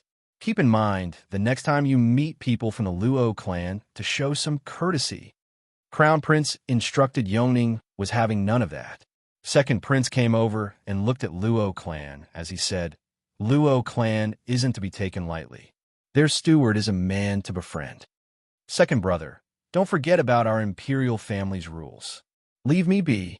Second Prince didn't give a damn about the Crown Prince's warning. Princess, are you all right? A shout revealed the child coming running from among the crowd. The princess smiled while the Crown Prince sighed and face-palmed. Almost forgot. Yongning, how did you get out? Snooping. Yongning and the child hanged their heads in shame. Crown Prince turned blue from anger and barked. Yongning, you not only snuck out of the Imperial Palace by yourself, but even dared to snoop to do it? You're only making it worse for yourself. How's it my fault? The entire Imperial Palace is filled with tunnels with no guard around them. How else did you expect me to get out with my 5th layer of bone tempering stage cultivation? Yongning grumbled. Crown Prince was royally pissed now. He couldn't vent as Yuan Tsong came laughing. Eldest brother, breathe. Sister likes to mess around. The 9th gate will soon open and we'll take her back. What's the point of making the matter worse than it is? Third brother, you're the best. Your head looks like a pig, but your brain is sharper than one. Yongning giggled. Yuan Tsong turned cold. Eldest brother, I think handing her over to Imperial Father is best. Ground her for half a year and seal all the tunnels in the Imperial Palace. See how she'll get out then. No, third brother, I was wrong. Please forgive me. Don't tell the Imperial Father. You're the most handsome man ever. Even more than Zhuofan. That had all of them laugh and look at her with a shaking head. They were all brothers and sisters and had no reason to hate each other after 15 minutes. With a sharp creaking sound, all the gates rumbled open to reveal the refined interior of the Imperial Palace open. The 8 houses each had a gate, while the 3 princes and Yongning took the center. The other clans walked behind the houses as they entered. But this time Regent Estate had far less people following them. Even less than the other houses, while Luo clan, a newcomer, had the longest trail, making it hard to even pass the gate. The previous fight had done wonders for the Luo clan's prestige. They all knew Luo clan was above Regent Estate as the new head of all clans and houses. Only around 10 elders, but each was valiant and hardy like true warriors. This also meant that Luo clan cared about quality, not quantity. Following the entrance of the 8 groups into a wide hallway, the 2 sides were lined with guards. From their bearing, it was easy to see that they were hardened soldiers, and one could even detect arrays all over the place. Looking ahead, one could guess them to be above 1,000 in number. Zhuofan's eyes trembled, and he nodded inwardly. Based on every house's legacy, the imperial family's legacy ruled supreme. Once they passed the 8 golden bridges, they arrived an hour later before a lofty palace. There, the second of the 4 pillars, Marshal de Gentian, was standing guard on the right side of the throne with dragon-slaying crescent blade in hand, while on the left was Prime Minister Zhuge Changfeng. The two looked at Luo clan, Zhuofan in particular. De Gentian took a deep breath with a calm gaze, as Zhuge Changfeng tended to his beard with a faint smile. With another loud shout, an old man in yellow gown entered their sight. His Majesty has arrived. The 8th Noble House Award ceremony was about to begin. Chapter 360, Best Steward Beneath Heaven. Chapter 360, Best Steward Beneath Heaven. Elite Coder. The man in yellow gown walked slowly towards the throne as the servants on either side followed with deep bows. He looked quite thin, but his bright eyes looked at everyone present, lingering ever so slightly longer on the Luo clan. This man was the current emperor of the Tianyu Empire. May your Majesty live a long and prosperous life. The instant he took his seat, the 8 groups bowed. The emperor waved. As everyone knows, I have called you all here today to bear witness and rejoice, by the grace of Tianyu's ancestors, to the rise of a new house in our empire. Tianyu has survived the past 1,000 years in no small part due to our 7 houses' assistance, bringing stability and prosperity, safeguarding peace along the ages. In all these years, the imperial family dared not neglect its duty, looking for talents to defend the well-being of its people. That is the purpose of the esoteric debate, to see a clan rise up and make Tianyu great. I am sad to say that this has never happened. We are fortunate that the heavens finally took pity on us and my rule, and presented us with a new house, working alongside the 7 houses and strengthening our foundation. This is a blessing to myself, to the nation, and to everyone else. Congratulations, Your Majesty. The land shall grow even stronger. Everyone bowed. Luo clan did the same. With humility, we dare not accept Your Majesty's praise. Everyone present knew this was just a high-class act, and thus was shortly ignored.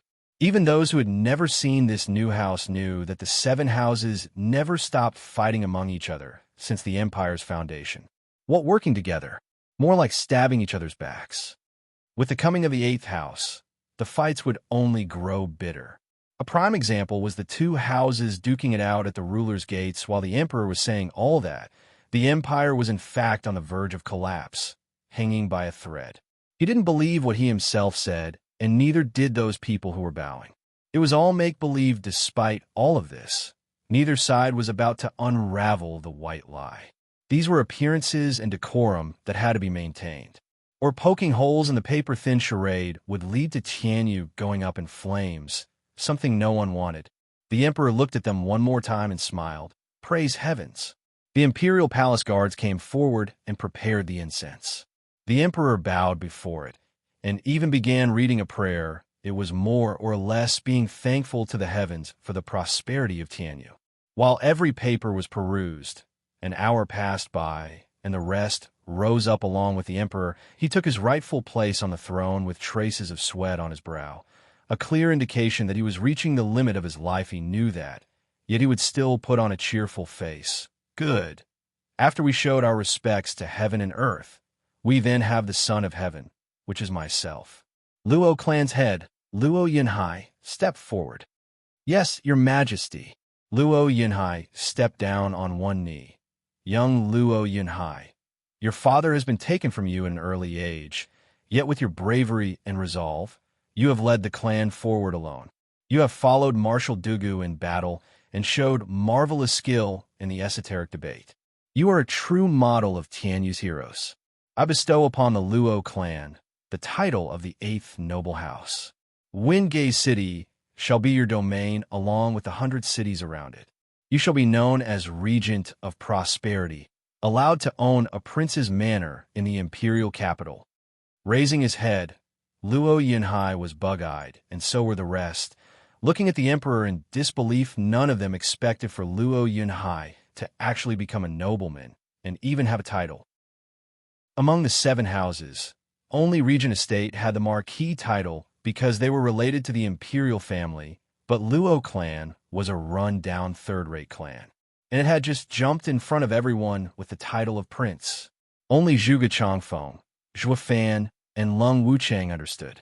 The emperor wanted to place the Regent Estate and Luo clan on opposite fronts since the world couldn't hold both of them, so 2 of the 8 houses could only have one boss. 2 kings was 1 king too many. The emperor's title came with vile intentions. Not that Zhuo Fan gave a hoot, since his sole plan for Regent Estate was to drag it out. And Regent Estate wasn't about to sway under the emperor's taunt. So when the tripartite division took shape, all those titles became empty words. On the contrary, the 100 cities offered made Zhuo Fan pleased as a punch what was of greatest importance in the cultivation world. Resources. 100 cities included the mountain range close by and the tens of spirit mines and endless herbs it offered. And all of that was the house's private property, adding to that a part of the empire as well. Luo clan would soar with so many resources. It would no longer need its allies' support. It had finally gained independence. This was why many clans wanted to curry favor with the houses. Without resources, they'd wither and die, and these resources were either the empire's or the house's monopoly on the resources controlled Tianyu's clan's development. With Luo clan having 100 cities to its name, if the clans wanted to join it, they'd have to move to the border. Zhuo Fan finally showed a twisted smile. 2 servants came before Luo Yunhai, offering him a golden cape, embroidered with a majestic dragon.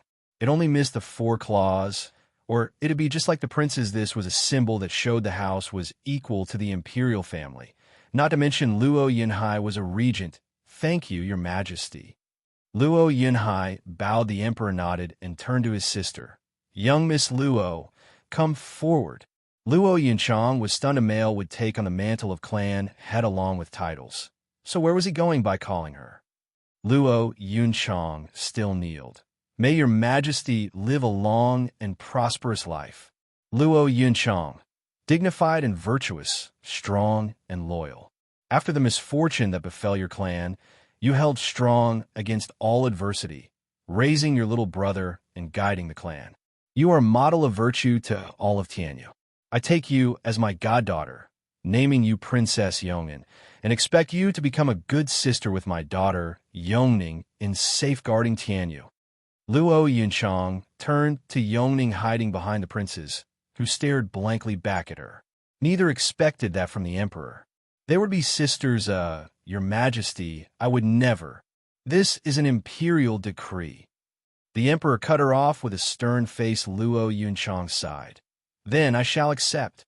The emperor beamed and Luo Yunchang withdrew. Luo clan steward, Zhuo Fan, stepped forth. When everyone thought the award ceremony was over, the emperor called one more time. Zhuo Fan was puzzled. He was just a steward, not the Luo clan head. Why is he giving me something? But since the emperor decreed, he could only oblige and gave a half bow. Mate, you dare not bow before his majesty. A sharp cry pierced the ears of everyone. Zhuo Fan looked on with a frown at the servant next to the emperor, and his face grew cold. You're the one with the nerve calling it to attention when the emperor said nothing, trying to kiss someone's ass. Do you think of yourself better than the emperor? No, his majesty. The servant panicked. They had always been next to the emperor and basked in second-hand glory, getting used to pushing others around. They were proxies dishing out the emperor's orders. But as long as the emperor didn't say anything, anything went. Perhaps they were even doing what his majesty intended, while other scared people never dared to refute in fear of the emperor's anger. But Zhuo Fan was a tough nut to crack. Would the grand demonic emperor from the sacred domain kneel before a no-name emperor from the mortal domain? The servant was way out of his league messing with him, especially when he knew the emperor needed him and wouldn't sweat this particular detail. The emperor waved and smiled at Zhuo Fan. Then, Zhuo Fan, why do you not kneel? My knees are wounded. With your Majesty's brilliant and wise character, I'm sure you won't pressure the future house's steward. Joafan's words were a work of art, throwing the emperor's words right back at him. In layman's terms, you just called us irreplaceable in order to strengthen the nation's foundation. So why the hell would you nitpick?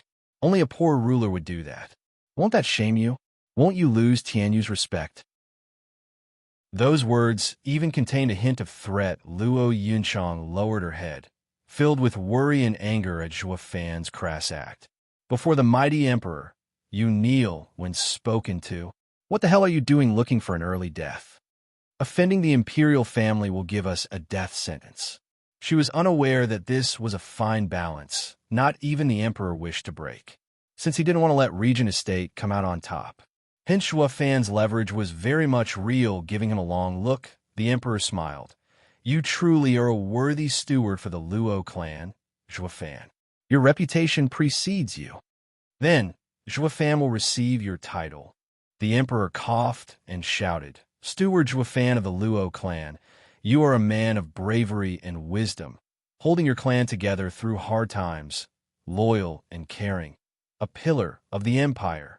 I bestow upon you the title Best Steward under Heavens, wielding the power of the three armies and the bearer of my authority. SSS. The people gasped in shock, even Joafan. Chapter 361, Emperor's Invite. Chapter 361, Emperor's Invite. Elite Coder. What did the best steward under heavens mean?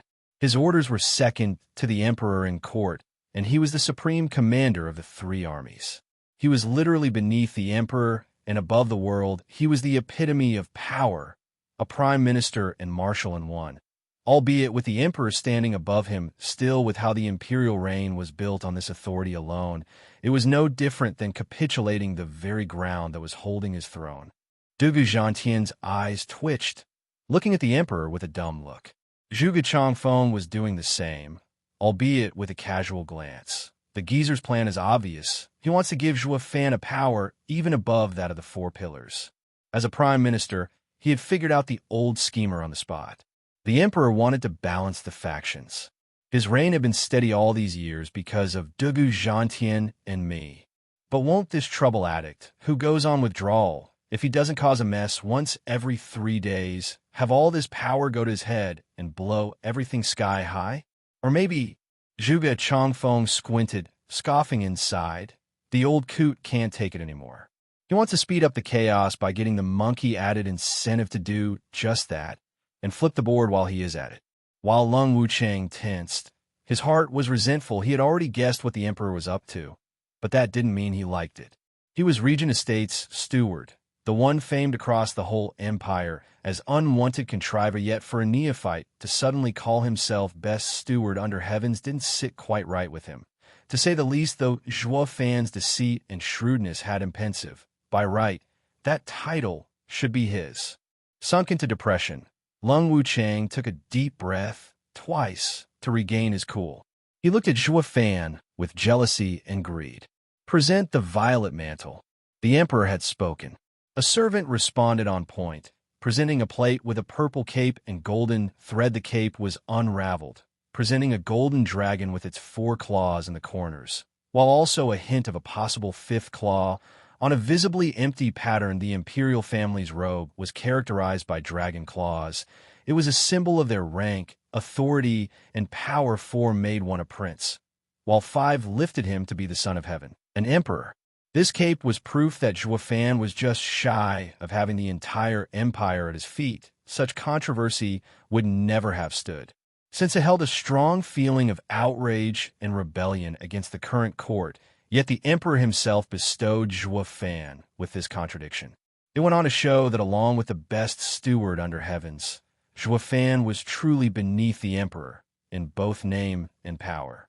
Not even the 7 houses, princes, or even crown prince could compare. Crown prince trembled and finally fell to one knee. Imperial father, this is most unbecoming. Please reconsider. The rest followed his example, shouting in unison, Please reconsider, Your Majesty. I order you to stand down. The emperor's piercing cold tone sent shivers down their backs. They could not defy him. The emperor was the son of heaven. His word was solid gold. No man could sway his mind. They were all awakened to this simple yet painful truth, knowing any persuasion would fall on deaf ears. Without further ado, Juefan was entitled as the first steward beneath heaven, his glorious radiance stabbing the eyes of all below, while also pricking no few hearts with discontent. Now that Juefan had both power and right, any defiance would be ill-advised, in a manner of speaking. He could stick the imperial family's army on anyone's ass at the drop of a hat. King Hall and Mary Woods exchanged a pained glance. They never gave Juefan and Luo clan a second thought up till now. Yet against fierce adversity, they had become a behemoth. If only they'd known, they'd have it snuffed in its cradle. Regent Estate took this news quite well, too well, in fact. That was because they knew something everyone else didn't. Juefan's title was totally void of authority. The emperor didn't stop at Juefan's cape, showering the other high-value members of the Luo clan with a title each, albeit far lesser than the first three. It was also that the people would recognize who the Luo clan was, to open their beady eyes in the face of greatness and not step on their toes. Even still, there was one teeny-tiny matter that had everyone's dumbstruck faces on full display. While King Hall and Drifting Flowers edifices were slack-jawed Luo clan's second elder, House elder, was vicious King Yin Song. Even the emperor was taken aback. Didn't Juefan waste him? What's he doing as Luo clan's elder? The emperor gave Juefan a deep look. Steward Jue, you fooled the entire world for 8 years with your devious schemes. Just how many secrets are you hiding? Please don't kid your majesty. With your majesty's astute mind, how could I possibly hide anything? Juefan bowed. The emperor shook his head. He wouldn't be the emperor if he believed every outright lie. This kid's tricks are so twisted, even I'm getting a headache. With inconceivable matters cropping up one after another, fear crept within the emperor's heart. Without even realizing it, this pawn he nurtured for so long had outgrown his control. I hope this game will still play out. The emperor sighed inwardly. After 4 to 6 hours of dishing awards and titles, the ceremony came to a close. The emperor had the clans leave the imperial palace, but not without a bow from them and a deep respect towards the Luo clan. This new house was budding, yet it was very much capable. It had both experts and alchemists at the top of their fields. Even their steward had surpassed the wisest steward of all, unwanted contriver, and became known as the best steward beneath heavens. A team such as this, excelling in power and management, was bound to hit it big. There were quite a number of clans entertaining the thought of bending a knee for the Luo clan after the ceremony that went double after seeing their ranks. Of the Luo clan's elders, Lei Yuntian was the weakest, yet a grand elder. Second elder Yin Song was even in front of those radiant stage experts. These two were a complete discrepancy for the powerhouses around them. That lineup was like a flare to the people. This told everyone that the Luo clan was an honorable clan. First come, first served. Then again, one would always pick a true helper in favor of opposer. This had the clans competing to get into the Luo clan's graces rather than see it played out first. Luo clan had it made. No doubt about it. Luo clan was also the only one who made such strong elders work, all made possible by the grace and power of their steward, Juefan. Was there anyone among the elders who dared show discontent for their positions? To another clan, such a huge discrepancy in power would have ended up in infightings didn't might always make right. Yet in the Luo clan, that right was worth shit. Any and all that dared preach such an outdated philosophy were served a huge piece of humble pie on a silver platter. Juefan, walk with me. Juefan was leaving with the Luo clan when an aged voice called him. He turned to meet the emperor's steel gaze with a deep breath and a nod, as if expecting it. He went with the old man. The two arrived at a pavilion in the imperial gardens. The emperor took a seat on a stone chair and invited him to do the same. This is where I and Mr. Sima play chess. Here, we're simple people without rank. Please, make yourself at home. With a raised eyebrow, Juefan plopped his butt on the chair. then took a casual bite out of fruit he picked from the platter.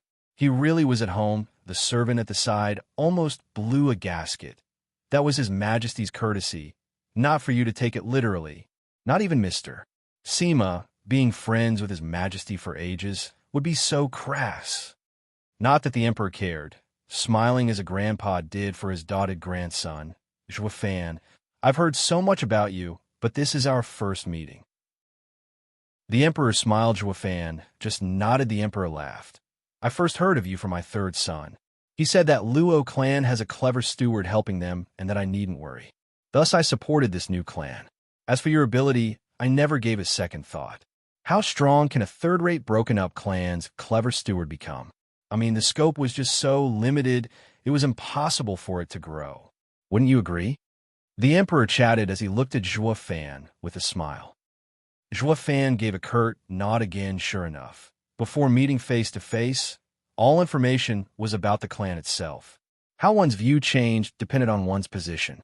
Since no clan had ever come out of border town like Wingay's city, what scope, what ambition could this one have? Even he would jump to the same conclusion given the chance. He'd have the same disinterest in Luo clan and himself upon hearing of them. It was this lack of vigilance that made people like him be the ones in control. Or, if Hell Valley or any other house focused on his clan, death was certain. Unable to grow into what it was today, there was no one to blame here. Hell Valley was not some fool to let the Luo clan slip through its fingers. It was Fan's uncanny mind to come up with some of the most insane and mystifying plans. Chapter 362, Paving the Way. Chapter 362, Paving the Way. Elite Coder. However, killing you geeky in Blue Expanse City gave me quite a shock. With a deep breath, the Emperor looked to the heavens. A faint smile traced across his face. The only thing on my mind in those days was how could the third mind of Tianyu, Hell Valley's schemer, die at the hands of a nobody. It was then that I began to take notice of you. I reckon I was among the minority who held you in such high regard. Fan secretly sighed. He planned to keep his head low back then, to build up his strength and avoid unwelcome scrutiny. But then Ninger showed up, and the circumstances forced him to go all out. Then Hell Valley followed up with their kill order, harassing him on every step. Come to think of it, he wasn't all that level-headed as he believed, but a mindless savage charging through. But I liked the charge, so staunch, so invigorating. In reply to his thoughts, the Emperor patted his shoulder. You don't have to feel sorry, I understand. A patient man like you would never face such strong enemies so early. But as gold can't dull its radiance, or how a diamond can't hide among the sand, you too will meet with these events, whether you like it or not. Only, your radiance is perhaps a bit too gaudy. Even I was almost blinded. Ha ha. The Emperor continued.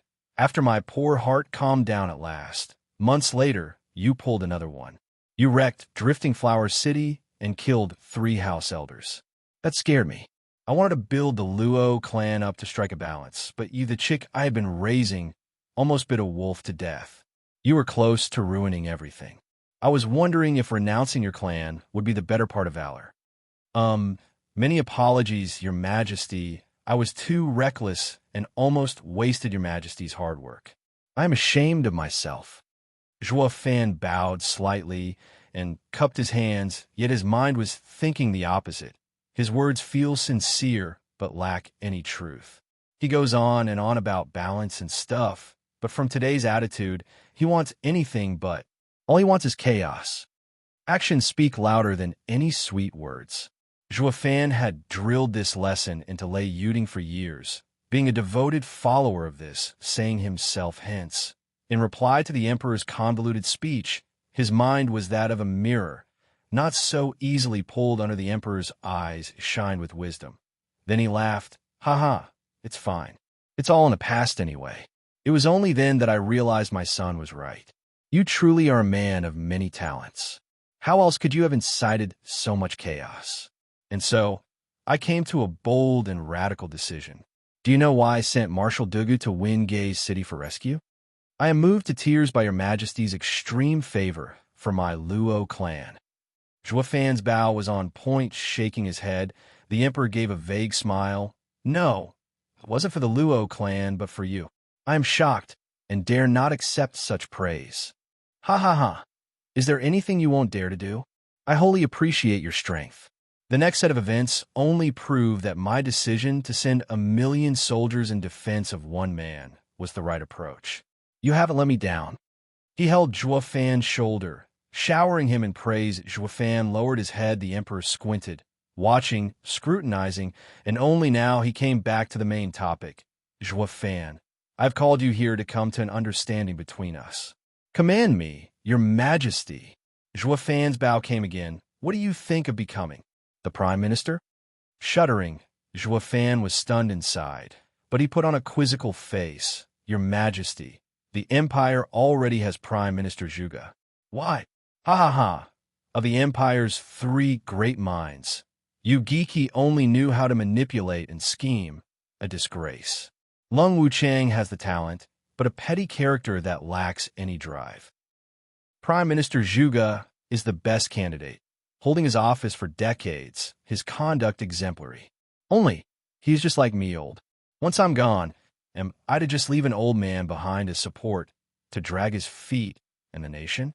It is not something I want to see, and I'm sure my successor would be in agreement as well. Quirking an eyebrow, Zhuo Fan got the gist. The emperor wanted to pave the way for his son, the new emperor. As with any new emperor who took over the throne, their position will be shaky.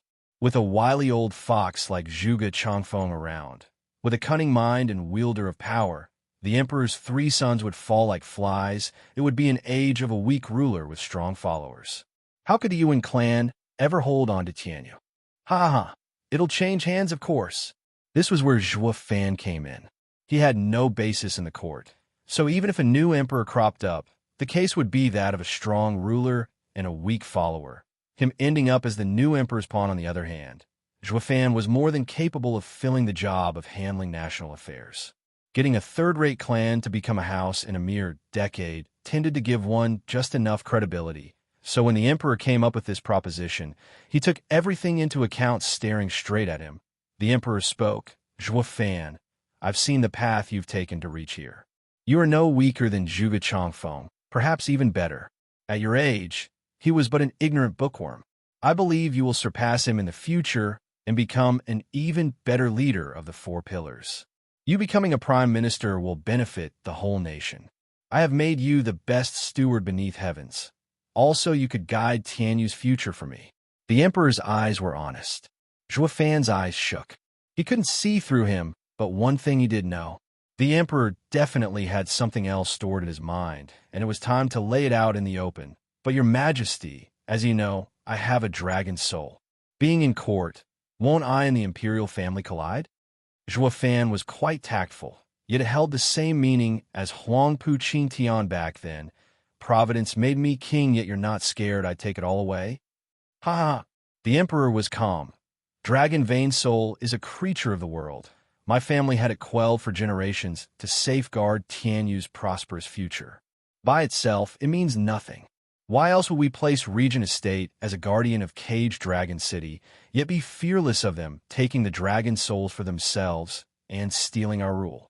Remind me again, who was it that killed Huangpu Qingtian, the one calling himself heaven's gift upon this world, he who had a dragon soul as well? Ha ha ha! Destiny has always been in our own 2 hands. If posterity works hard and loves their nation, Tianyu will thrive, its people will be happy.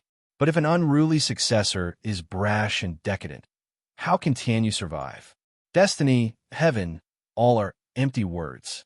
If I advocate such superstition, I wouldn't have needed to work myself to the bone over its future, now would I? Zhuo Fan nodded.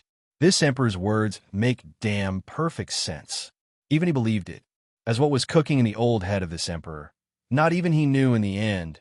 Zhuo Fan cupped his hands. Your Majesty, give me some time to consider. Sure, take all the time you need. Though I do hope you will serve your country and live up to the title I've bestowed upon you. The emperor gave a genial smile. Even Zhuo Fan was slightly touched. If everything the emperor said today were lies, then he was no emperor, but an evil spawn. Zhuo Fan took his leave with a bow. The emperor watched him go, with a peculiar smile whoosh. Two old men appeared on his sides, Fang Xiubai and Sima Hui. After a customary bow, Sima Hui began, "Your Majesty, the princess has returned safely. Yoning only knows how to make me worry. If not for Zhua Fan, God knows what would have happened to her." Sighing, he brightened. He sure was fond of this willful daughter of his Fang Xiubai's side. I had never dreamt Zhua Fan would reach such power in just a few days. I fear he has already surpassed us. What a little monster. Why stop there? He is clearly like the peak radiant stage Zhuge Changfeng, versed in pen and the sword. The emperor squinted, then was taken by a coughing fit. "Cough, bring me a quill and paper." "Yes." The servant complied. At once the emperor wrote just a few big words on the paper, his sons' names. His eyes grew heavy looking at them, but they steeled in the end. "Tell me everything that's happened, including the three's reactions." "Yes." Fang Xiubai presented the whole affair at the 9 gates with intricate detail. The emperor grumbled to himself, then picked up a red quill and hovered over the crown prince's name. One must be collected to have a way with words, to adhere to the ancestors' teachings. These are the qualities of a ruler, he said as he circled the name 3 times, yet sighed in the end. "But why do I feel you're being so stubborn? You will tire the people," sighed. The emperor then crossed him out once and went to his second son's name to circle it twice. "You are bold and benevolent, firm and ambitious, yet rude, rash and greedy. One day you will end up being used." The emperor crossed him 3 times, his beard trembling in anger. "He is not fit for power." Finally coming on to the third name, he hesitated, yet only drew a question mark. "Your Majesty, what?" Fang Xiubai was stunned. The emperor spoke. "I know you side with him, but my 3 sons need to be observed for longer. Especially the third. I failed to comprehend him. Lest the road I've paved with so much sweat and blood will lead to the nation's collapse in the hands of a decadent successor, and I will never know rest." Sighing, the emperor grew sad. He hoped, no, wished there was one among his sons just half as shrewd as Zhua Fan. He would then pass on his title in peace. Chapter 363, Big Cheese. Chapter 363, Big Cheese. Elite Coder. Captain Pang. I am from the Jia clan of Westfall City. I've heard so much about the great Luo clan and wish to give my respects to the young regent. Please pass this message along. A youth in lavish clothes stood before a lofty gate as he made a deep bow to Pang. He had just finished when a kick smacked his ass way out of bounds. A wretched man spat in contempt. Another third-rate clan comes out of the woodworks to latch onto the Luo clan? Not on my watch. The man switched to an amiable face on the spot as he presented a vial to Peng. "Hey, I hail from the Bai clan of Cold Edge City. I only wish to have the fortune of serving the Luo clan. Please send my kind regards. This is a 5th-grade pill, Heaven Pill. It will assist you in entering the profound heaven stage. I'm sure you must find my meager goodwill laughable." Not before getting cut off with a resounding slap to the face, which sent him spinning 3 meters into the air with a swelling face in his place, was an upright and icy old man. By clan? Just some thieves under Hell Valley, now wanting to get into the regent of prosperity's good graces. That's the same as letting a spy in. My humble self comes from Seashore City's Wong clan. I will never allow such a disgrace to foul my eyes.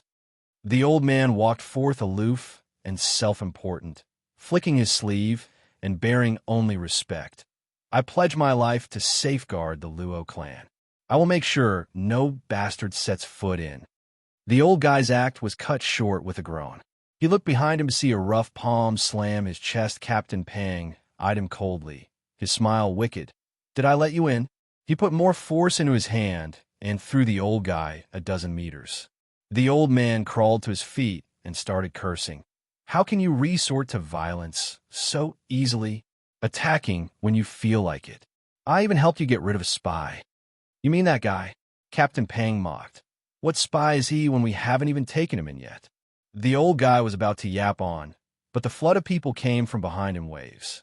The crafty ones even kicked him for good measure to lessen the competition. Damn geezer, don't take the high road with me for your own social climbing. Your Wong clan must really want to get in the Luo clan's graces to have come so early. Yeah, so stop blocking the way. We, the Fong clan, pledge ourselves as Luo clan's errand boys. We call dibs. Oh, Captain Pang, here's my clan's legacy, a 4th grade spiritual weapon. Please pass this message to the regent. Hey, you call that a gift? The Luo clan, head of the 8 noble houses, uses them for toothpicks. Captain Pang, I present to you a genuine and uncontested 6th grade heavenly treasure. I hope you could put in a few words for us to the young regent. In front of the huge building, people were coming from all around in droves, turning the entrance into a flea market. The plaque above the gate had Regent of Prosperity's compound written on it in bright gold. It was the place that the emperor bestowed upon Luo Yunhai in the imperial capital. By the way, it was also his current address, with the Luo clan receiving the greatest honor in the ceremony. Not that the power it displayed while sitting on the head of the 7 houses had anything to with it. They were, by right, uplifted to the rank of the head of the 8 houses. Hence, your run-of-the-mill Aravista clans rushed in like moths to the flame for a chance to serve under the new young regent, wanting their fame and power to rub off on them too, to bask in second-hand authority, to ride their coattails, and to push other people around for a change. But with how a literal flood was at their gates and Zhuofan had yet to return, Luo Yunchang dropped the headache on Captain Pang to stem the waterworks. Yet these guys didn't know when to quit, sticking around despite any harsh rebuttal, as if the only way forward was to be on the Luo clan's side. Captain Pang was laughing it up inside. He'd be touched if it happened when the Luo clan was in dire straits. But now, humph, they're nothing more than selfish pricks. This is... A bewildered voice announced Zhuofan's coming, guided here by an imperial servant. But the horde of people had him blank out for a second there. He got the drift the next second, though. Sigh, the world is full of hypocrites. It's the best steward beneath heavens, Steward Zhuo. Someone noticed Zhuofan and shrieked like a fangirl, setting him in the sights of the mob. Steward Zhuo, take us in. My clan is eternally loyal to yours. Steward Zhuo, forget about him. Take me. My clan is first-rate, an asset in battle. We'll charge the enemy alongside, and will fulfill your orders to the letter. On and on it went as the human sea outdid itself in being first. They almost had Zhuofan swallowed in the maelstrom. Their fanatic and crazed looks were burning his skin, face twitching. Zhuofan's choice was for his right eye to flash golden, and poof, out of existence divine eye of the void's first stage shift. Whoosh, and wink back into existence next to Captain Pang. Stop them. Zhuofan said as he went inside. Captain Pang grinned. Not to worry. Not a single one will pass me. The crazed fan base saw their quarry gone from their sight and were bug-eyed. That's Steward Zhuo's power. That's so awesome. Some girls swooned. Too cool. Zhuofan, I want your babies. That gave the start to the second wave upon the Regent compound's gates. But old faithful Captain Pang barred their way as well. The Wraith art had toughened him up more than enough to make sure not a single rat snuck in, leaving the crazed mob behind. Zhuofan walked towards the gate, while still hearing their frantic calls. Luo clan was now the big cheese in town. From big to small, from court to independent officials, everyone looked at it with reverence. It had been his goal all along, and yet he couldn't stem the worry gnawing his mind. He knew the old adage well. After woe came weal. Yet the opposite applied. Just the same, they were in vogue across the entire nation, close to being a national role model. But this fame could very well turn bleak very fast. I bet that old emperor can't wait for us to fall. Zhuofan bore a cold smile. Too bad that the Luo clan has me as their steward. It will never conform to your wishes. You're not the only player on the national chessboard. I am as well. He stuck out his chest and strutted into the lounge. Besides the Luo siblings, there were some old friends waiting. His 3 allies. Zhuofan, you're back at last. We've been waiting for ages. Luo Yunchang went ahead to welcome him with a sweet smile. Zhuofan smiled back and greeted everyone with cupped hands. Forgive my late arrival. That old coot just kept running his mouth, forcing me to make you all wait. Haha. Long Yifi and the others were about to give a courteous reply, but the words got stuck in their throat across the whole of Tianyu. The only guy who had the balls to call the emperor an old coot would probably be him alone. His outstanding peers, Long Xingyun and Xie Tianshang, were there as well, but were sharp enough to keep quiet. They were still vexed whether Zhuo Fan was still their peer. Sure, the age fits, but what about their levels? He's so awesome, going about doing this and that, not putting anyone in his eyes. So why is it that we have to be cautious all the time stuck behind him? Guess the fact that his current achievement was all done with his own 2 hands had something to do with it. While they had their house behind them, he had to carry himself, yet had still achieved the impossible.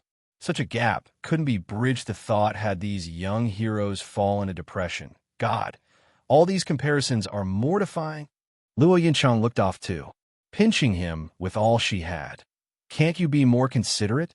Do you want to die defaming the emperor all the time? Don't tell me you're afraid of Pavilion Lord Long and the rest ratting on us. Zhuo Fan giggled at them. The old guys shook their heads at once. How could we? Brother Zhuo, please don't joke. Zhuo Fan eyed them. I'm not one to pay attention to my tone, you know, but that doesn't make me a fool. At least I know how to choose my words. I only said that about the emperor, knowing fully well that you won't snitch. Like I said once, you've helped me over the last decade, and the Luo clan will become your strongest backer. The 10 years have yet to pass, but Luo clan has already become the only house capable of standing against the Regent estate. If Luo clan falls, what about all of you? We're now roped together in this. There's no way for you to sell me out, so I trust you the most. Am I right? Zhuo Fan laughed, slowly devolving into a cackle. All while the oldies bobbed their heads, they felt quite awkward before this new house now that Luo clan was far above them. With a whole future ahead of it, they felt insecure, thinking they'd be thrown away like dead weights. This guy has done in 10 years what we couldn't in 1,000. Is there anything he can't do? All the more reason that these veterans, instead of having the same guts they showed before Regent estate, made double sure to weigh every word and gesture before letting it out. That went double for Zhuo Fan. It dawned on them that Zhuo Fan's ever self-important reaction, his kingly air, was on a whole another level than even Huangpu Tianyuan or Lung Wuchang. Reading them like a book, Zhuo Fan smiled. No need to be so tense. We're all old friends, having gone through thick and thin. Luo clan will never forget that. Unlike Regent estate, you can feel safe with us. We won't turn on you once we reach the top. Oh, how come I don't see edifice, Lord Chu? To ease the tense mood, Zhuo Fan switched topics, yet this question had grandmother and the rest sputtering, trying to find the right answer.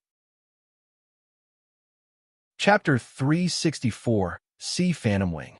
Chapter 364, See Phantom Wing. Elite Coder. Did something happen?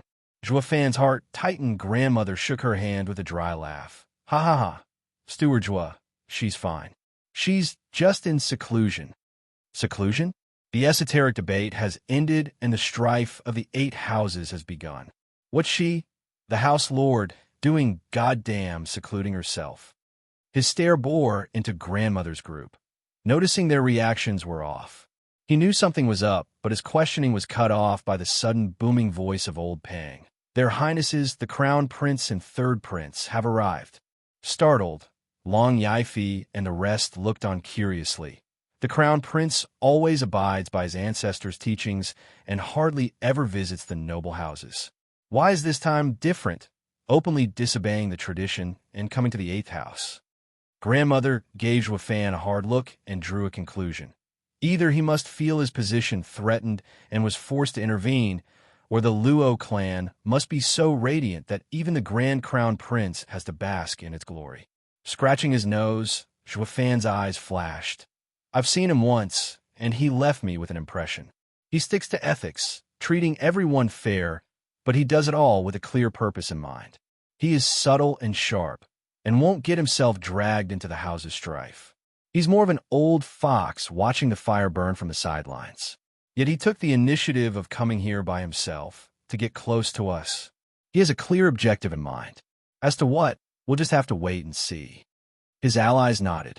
Zhuo Fan was cunning to the bone and calm even in this situation, earning their admiration. Steward Zhuo, His Highness Crown Prince has come to pay the Luo house a social visit, but he is sure to want to discuss something secret as well.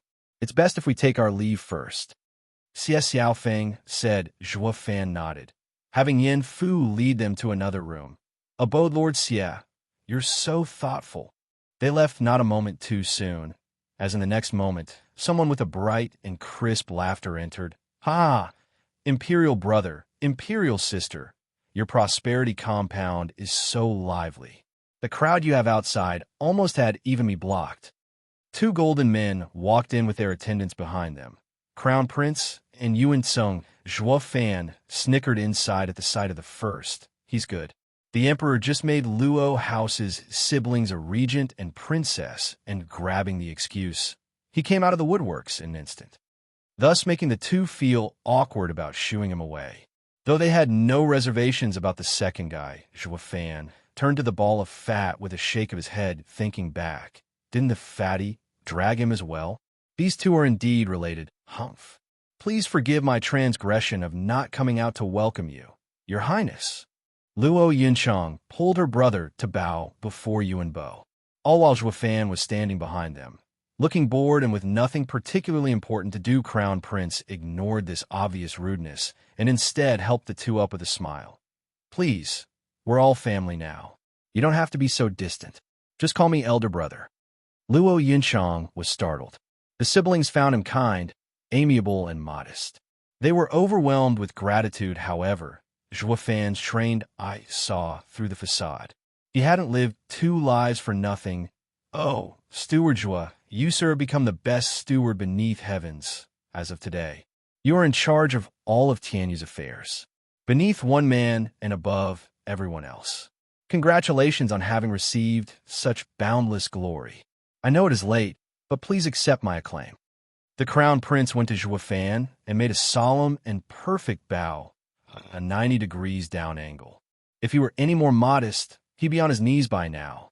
Everyone was shocked at his modesty. That person bowing there was His Highness Crown Prince.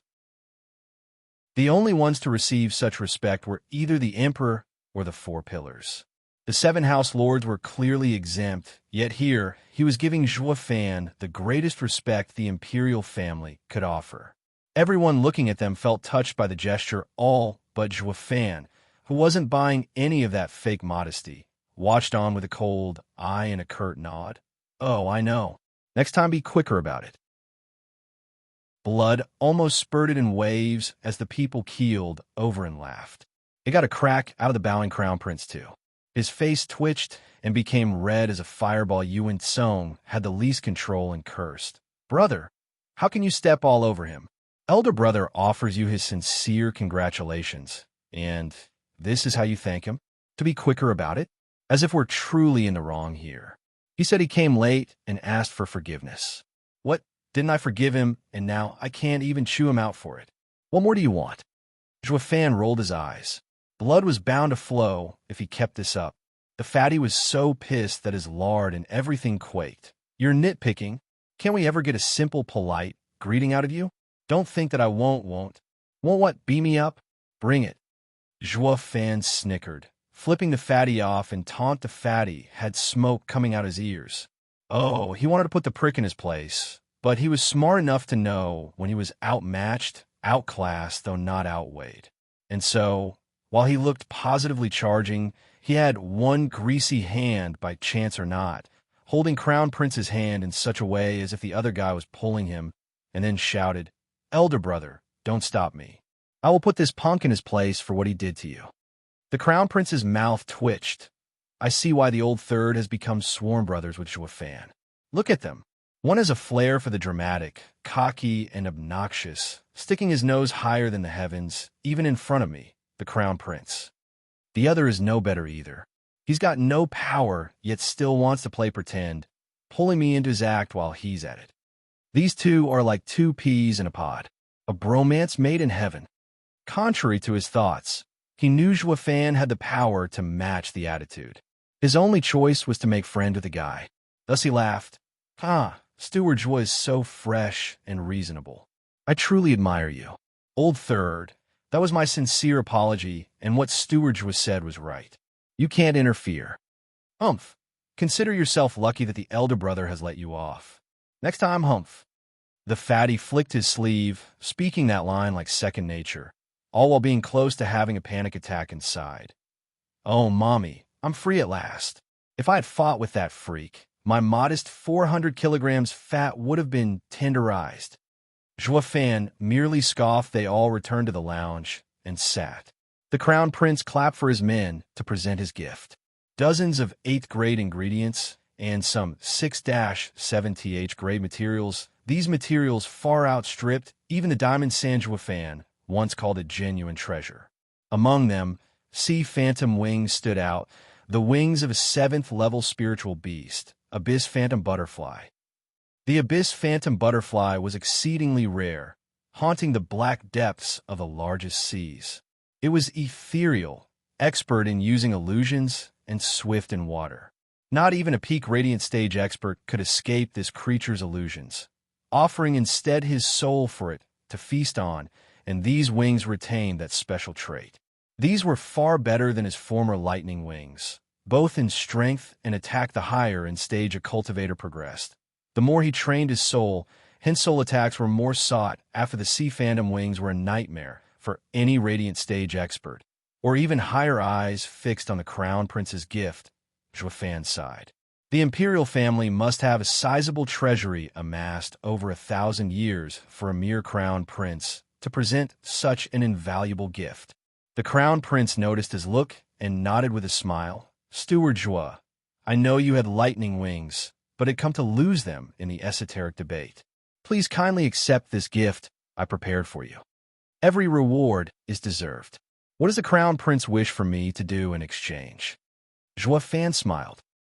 He was never a believer of free lunches. Shaking his head, Crown Prince showed a vague smile. Steward Joie is a national hero, and the Luo clan is a national asset. I only wish for the two of us to work together for the safety of our empire. That is my humble request. Humph, more like having us as your lackeys. Cut the slick act. Fan scoffed. Inside, the fatty urged, having long since exhausted what little patience he had. Just accept the elder brother's goodwill. What's there to consider? Won't it help you strive harder for Tianyu? This is a natural responsibility of the Luo clan, now a crucial part of our nation. Glancing at him, Fan snickered, but nodded. He pegged the fatty as being on the Crown Prince's side for coming here together. But hearing him now change his opinion, the Crown Prince wanted Luo clan to work with him, for him. As for national safety and such gimmick, that came second. But the fatty's dumb act, played out in ignorance, changed its content, making Luo clan working for Tianyu, and thus accepting the gift fully deserving the way it went. What looked like fatty helping Crown Prince was in fact helping Luo clan escape Crown Prince's clutches. Striving for Tianyu and siding with the Crown Prince weren't semantics, thus the Crown Prince's gift became a waste. The fatty was hiding himself. He is quite the shrewd guy. I wonder if the Crown Prince can read between the lines. Oh, he would be royally pissed if he could. Chapter 365, Perish. Chapter 365, Perish. Elite Coder. After a bit more chatting, the Crown Prince stood up and bowed before leaving. Fan actually enjoyed sending him off for a change. Beaming from ear to ear, he was brimming with smugness, thinking the Crown Prince had yet to find out that the fatty sold him out. Be that as it may, Fan thought that taking such a grand gift for nothing was a tad bit awkward, not like it was his fault. It was that tub of lard to blame for ruining his elder brother's masterful scheme, while Fan was off the hook. As for serving Tianyu, it was not a problem. Who's to say whom the future Tianyu belongs to? Snickering inside, Fan watched the princes leave, then came back inside more refreshed than ever. As for those two brothers, they didn't get more than a stick's toss away when Crown Prince cupped his hands. Third brother, thank you for coming with me. Otherwise, it would have been impossible to make friends with the prideful steward even if I came as the Crown Prince. Don't be like that, elder brother. We're close, you and I. Of course I'll help you out. The fatty slapped his flabby chest, shouting his bromance, yet in the next second his beady eyes turned shifty. Elder brother, weren't you always against us getting close to the houses? Then why? Crown Prince sighed. You must think that I am going against the Imperial Father's decree by doing this, correct? Only, Sai, the Imperial Father has been going down on his years, and his handling of court falls shorter from one year to the next. With the Luo clan and Regent estate being like fire and water, it will be dangerously easy for Tianyu to fall into chaos and wreck the Imperial Father's poor heart from anxiety. As his son, I must set things right. That is why I wanted to get close to the rising Luo clan, so that I may mediate in the most dire moments and bring balance to Tianyu. Oh, elder brother is so considerate towards the people and father. I am in awe. Yuan Song cupped his hands, putting on a face of adoration. Elder brother, just say the word, and I will fulfill any request you may have to my full capabilities. This is the only thing I can do to share the load you and father carry. Nodding, the crown prince patted his shoulder. Third brother, I thank you for your good intentions. If only our second brother had a fraction of your kindness, I believe we brothers could do it. If we work as one, nothing is impossible. A shame. Elder brother, lighten up. Second brother will one day understand your toil. The fatty gripped crown prince's hand. Watching him with a heavy gaze, crown prince had a thin smile. I can only hope. Third brother, I still have documents to handle for father in the imperial palace. I'll be going. Crown prince glanced at the sky and cupped his hands. The fatty replied in kind. Thank you for your hard work, elder brother. Goodbye.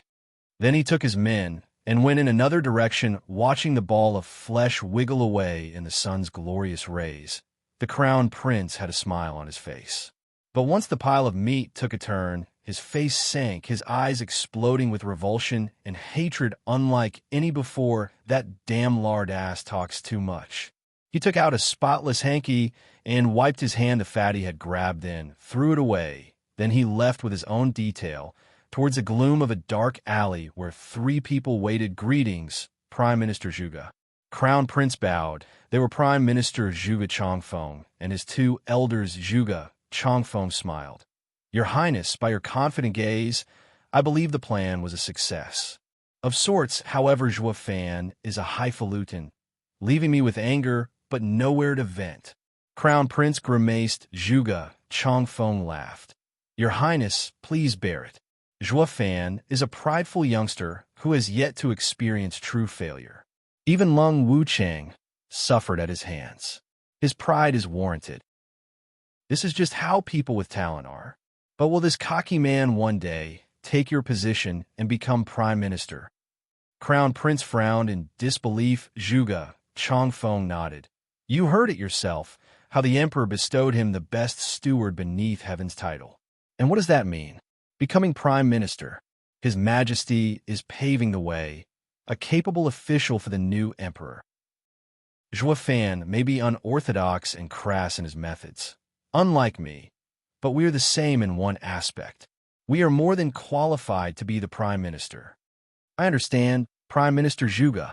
Crown Prince nodded, but a dark cloud still loomed over his face. But I just can't stand Zhuge Fan's attitude. Just thinking how I'll tangle with him day after day once I'm crowned is infuriating. Zhuge Chongfeng had a look of ridicule for him. Your Highness need not worry about this for now. Perhaps you won't even get the chance. Crown Prince shook like a quiver as he cried. What are you implying? Nothing. Just a guess about His Majesty's thoughts? Ha ha. Zhuge Chongfeng's eyes flashed. Every ruler plays favorites, leaving to his successor the people he wants. This goes double for the officials. Some will be demoted, others promoted, all to win the people's hearts. Yet this time, His Majesty has decided to forego this and settle on the next prime minister candidate. Now, why do you think he did that? Crown Prince shook his head, bewildered. Zhuge Chongfeng resumed with a hidden gaze of contempt. If the officials are chosen before the ruler, this can only mean one thing. His Majesty is yet to decide who among you three is to be the successor. Put another way, anyone would do with Zhuge Fan at his side. Your Highness, don't put too much stock in your crown prince status, when it gives no advantage whatsoever in the power struggle. Ha ha ha. How can this be? Crown Prince shuddered 2 steps back. Now, do you see why I suggested getting close to Zhuge Fan? The official decides the emperor. Since any one of you three will do, It will all come down to who fits this stuck-up future Grand Chancellor best. This shall decide who among you is destined to be emperor." Zhuge Changfeng sneered at the stumped crown prince. "In case your highness and Zhuofan can't exactly rub shoulders, you might as well give up on the throne. Being a regent isn't all that bad either." "No," crown prince shouted his defiance. "Prime Minister Zhuge, thank you for telling me. Now I know what I must do." He took his men and left in a haze. The sweat had seeped into his back, and the golden tunic stuck to him. Zhuge Changfeng was mighty pleased watching the staggering figure leave. The black-haired elder spoke. "Sir, are you really helping him take the throne?" "Helping? Humph! I'm not so bored as to get his dowry for him." Zhuge Changfeng snickered. "I'm only praising the Luo clan so much because of this tripartite stalemate plan. Have the tigers tear each other apart while he reaps the benefits. But does he think I'll just stand by and let him do that? I will entangle the imperial family into this mess and jumble the board so much he won't be able to tell left from right. Ha ha ha! Since he wants chaos, I'll give him a helping hand and raise hell. We'll just have to wait and see who will be the true reaper in the end." The two elders praised. "The prime minister is brilliant." Meanwhile, Zhuofan went back to the lounge, dodging past Long Yifi and company. Long Yifi sighed at the gone princes. Crown Prince, a man of such impeccable conduct, is looking for a faction as well. The imperial capital isn't as calm as the surface. The others nodded. These guys all had decades behind them and could sniff out any undercurrent. Zhuofan agreed as well, but wasn't worried. With the Luo clan growing day by day and on the initiative, who could rein them in when they were in constant transformation? "Steward Zhua, someone has come with an invitation." Captain Pang ran over. Zhuofan glanced at it, and at the sight of the second prince's name, he laughed. "I just sent away the crown prince, and the second one comes right after." The second prince is filled with wild ambitions, always discussing with the houses in secret. But everyone looked down on him until recently, when he got tangled with Hell Valley. To vie for the throne, I presume. Grandmother urged, "Steward Zhua, you'd best avoid getting into the imperial family's affairs, lest you incite trouble." "Humph, I fear no trouble. But what does this second prince think he is, that he can just ask me to visit him? Even the crown prince paid yours truly a visit." Zhuofan ripped the invitation in disdain. The others flushed with shame. Steward Zhua has nerves of steel, coming to such a decision with such a reasoning. While they were weighing the pros and cons, and how to ease up on refusing the guy, Zhuofan, on his high horse as he always was, never failed to look the part of the egotistical boss. Checking the second invitation, Zhuofan read, "Perish. The third pillar, demigod Yin Xuanji." Narrowing his eyes, Zhuofan pondered now that he thought about it. He had yet to pay this 1,000-year-old mystifying clan a visit, and here was knocking on his door. Chapter 366, Yin Xuanji. Chapter 366, Yin Xuanji. Elite Coder. Yin Clan. The most secretive clan since the founding of Tianyu, it was not like the 7 noble houses guarding the borders, but a clan every emperor had relied heavily on. This clan had mastered an amazing and strange skill. In every generation, there would be one person who knew how to read the heavens, a sacred bloodline that could infer the fate of a nation. This bloodline didn't offer them power, but allowed them to look into a person's fate and the empire's path. With ultimate precision, their eyes saw the world, so to speak. They gleaned fate through signs unperceived by others and presented the emperor with the most accurate conclusion. This person was called High Priest in every generation, a title the emperor bestowed. Rumor had it that in the Tianyu Empire's most dire need, the High Priest was the one to recommend Duge Zhantian for marshal and Zhuge Changfeng for minister to the emperor. This led to the powerful 4 pillars of today, bringing prosperity to the nation. The current high priest was the 7th clan head of the Yin clan, the one they called demigod Yin Xuanji. Zhuofan mulled it over. They say Yin Xuanji doesn't care about mundane affairs. So how come he knows about me? Steward Zhua, he is an incredible man. Since he has invited you, he must want to convey something of dire importance. You have to go. Grandmother spoke after seeing the invitation raising an eyebrow. Zhua Fan eyed her, then the rest. You guys are quite respectful of Yun Xuanji. Is he that trustworthy? Absolutely. Yun Xuanji is an anomaly in Tianyu. Be it the Emperor, Zhuge Changfeng, Duge Zhantian, or the Seven Houses, everyone would knock on his door whenever they face something beyond their understanding. And he answers each time. I once visited Sir myself, and his words brought light to my eyes. Long Yifi smiled. Recalling the fond memory, it only worked to get Zhua Fan more curious. How is it that the Emperor leaves this threat? A mystic whose words shape the nation and even lead the houses alive. Zhua Fan was clear on one thing. Chaos bred heroes while peace killed mystics. The world was perfect, peaceful, and safe. But your sudden scrying and spouting of the world falling into chaos, with anyone vying for the throne, will shake the empire to its core now. This led to those mystics raving about some monarch founding a nation to be the first put down after the nation was up and running. To prevent calamity, no one wanted for others to use their words and steal their throne. One other reason why Zhua Fan had such disdain for anything related to heaven, providence, and the like. Huang Pu Qingtian wouldn't shut up about it. He laughed in his face, of course, labeling him as another duped moron in his mind. But now, the Yun clan had not only developed this art to perfection, it even had authority. Men, friends, and enemies alike paid social visits for answers to their problems. It was a clear violation to the imperial family, yet the emperor never once snuffed it out but kept it close for 1,000 years. This was more than baffling. Insane. Even the house lords burst out laughing at his conundrum. Haha, Steward Zhua, what you don't know is that the Yun clan has never shied away from the straight and narrow. It treats everyone as guests, yet never holds favorites. It never involves itself in court affairs, taking neutral ground and never crossing the line. The only reason the imperial family's fears were abetted. Unlike any other mystic, Yun clan has an ancestral teaching. The walks of life are numerous, heaven ever-changing and humanity's wisdom boundless. Xie Xiaofeng grinned, Zhua Fan pondered, but shook his head in the end. Isn't that the same as saying, at the end of it all you have only yourself to rely on? That's just it. His words guide you on your path. As for succeeding, it all comes down to you. This is what makes the Yun clan incredible. Long Yifi laughed. Zhua Fan's eye twitched. Well, I think he is a hustler. To juggle so many big shots sure takes skill. I'm looking forward to meeting him. Who knows, I may learn a thing or two on how to use you guys better. Even better. If you can learn anything, we'll be coming to you for guidance. Ha! Everyone burst out laughing. Zhua Fan's hand holding the card shook, but his eyes were focused. He called Yun clan a mystic, but he was more than clear that for the emperor and Zhuge Changfeng to show utmost respect towards it, it had to be more than that. I have to visit them. He cupped his hands and took his leave, heading for Parish.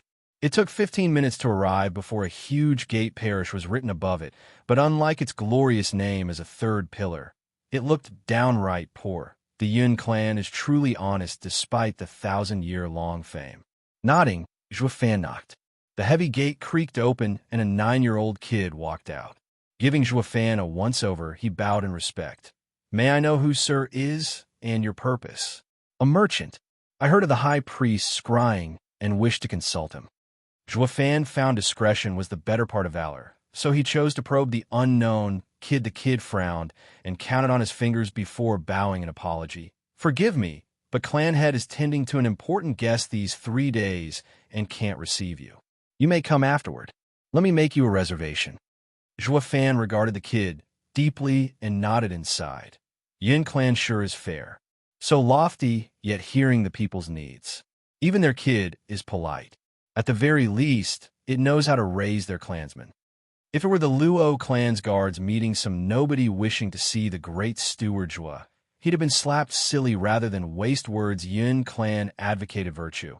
A stark contrast from your common mystic. Haha, child, I won't tease you anymore.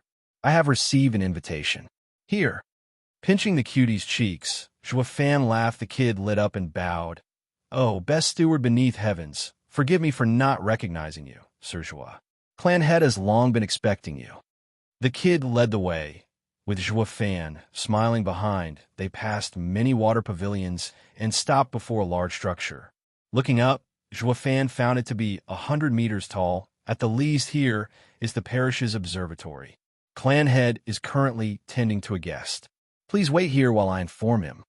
The child bowed again. Fan nodded, and the child left 15 minutes later. Fan's eyes roamed all over the place, bored out of his mind, when he heard angry and rough shouts. Why are they so familiar? Going around the observatory and onward, he arrived at a house.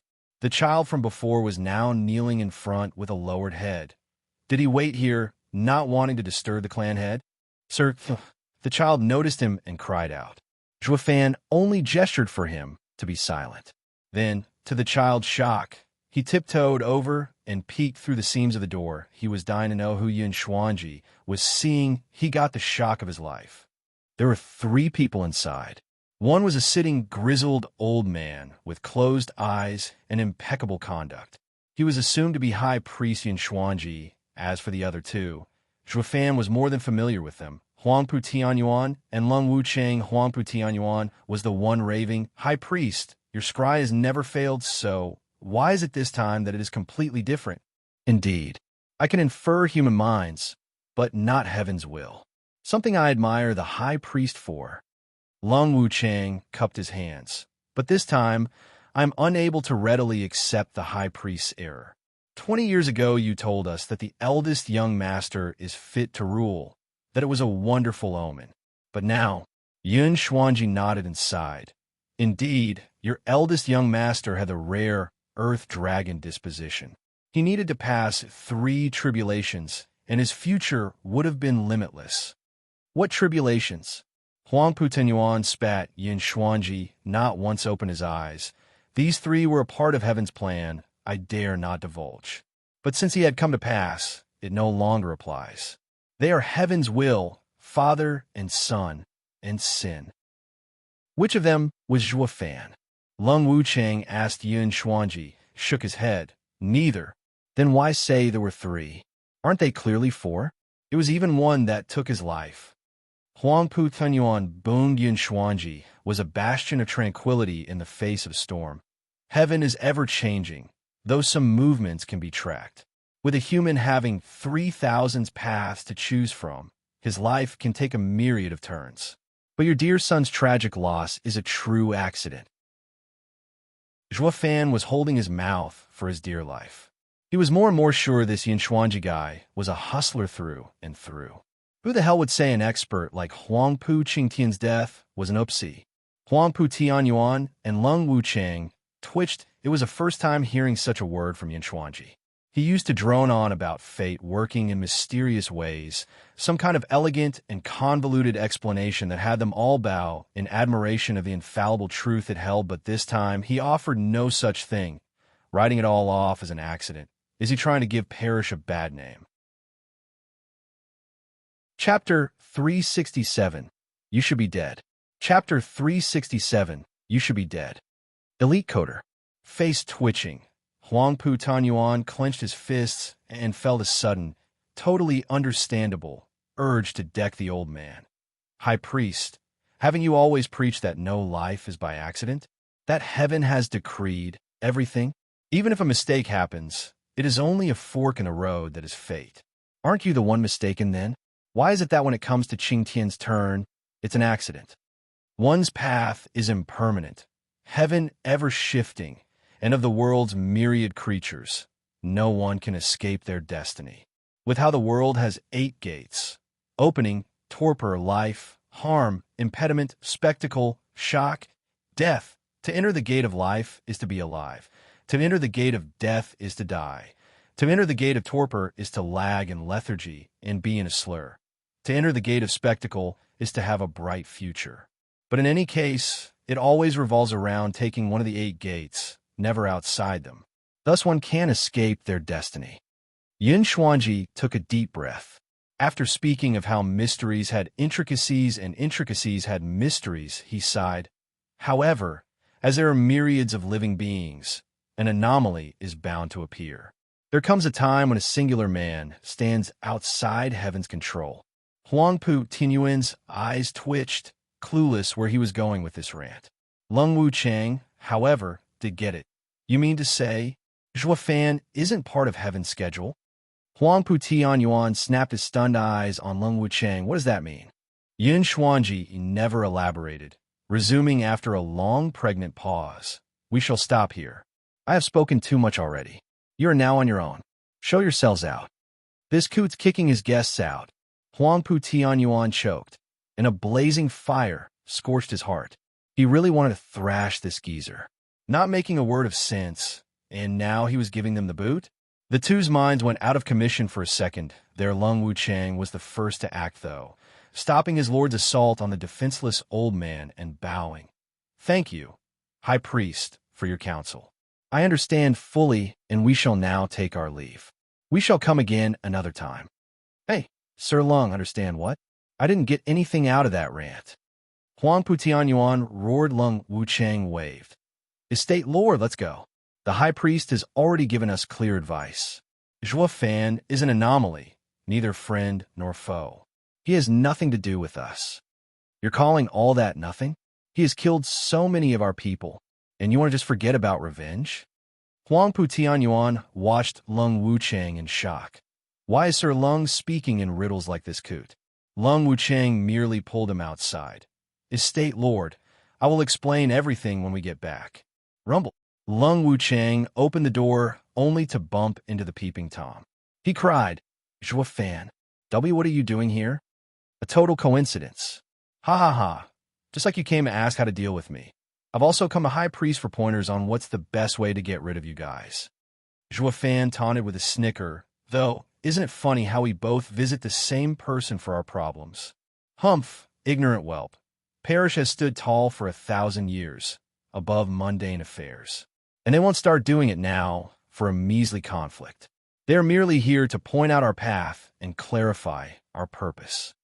Lung Wuchang put on a cold smile. Besides, now that I fully understand our circumstances, Luo clan may be evolving day by day, but it will be at the heart of chaos. Attack us, and both our houses will fall, leaving others to reap the benefits. Intellectuals like you and me aren't dumb enough to choose this path. Zhua Fan gave him a deep look and nodded right on. But understand this, who was it that kept backing off in front of the Imperial Palace? Shuddering, Lung Wuchang clenched his fists. It was the greatest humiliation of his life to be pushed around by Zhua Fan. Ha ha ha. Sir Lung, you know you can't beat me, yet you are also scared to face me. It must be, Zhua Fan snickered, his finger pointing at his heart. Here is where you fall short. You don't have my drive.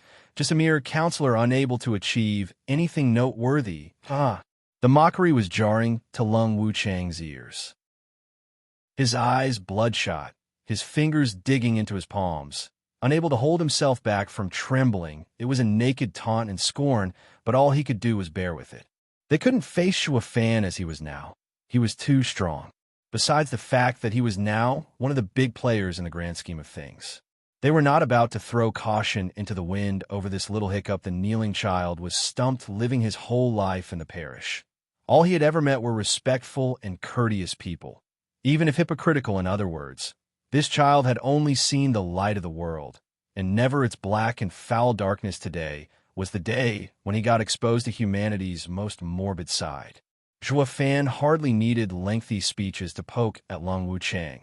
Those few words contained more than enough unbridled malice that he would appear to be like a hellhound out for blood. And each word shocked the poor child's naive heart more than the last. He was afraid. So this is the corruptive darkness that courses through outsiders' veins. Yin Xuanji sighed with his eyes closed. Lung Wuchang took long breaths to calm down somewhat.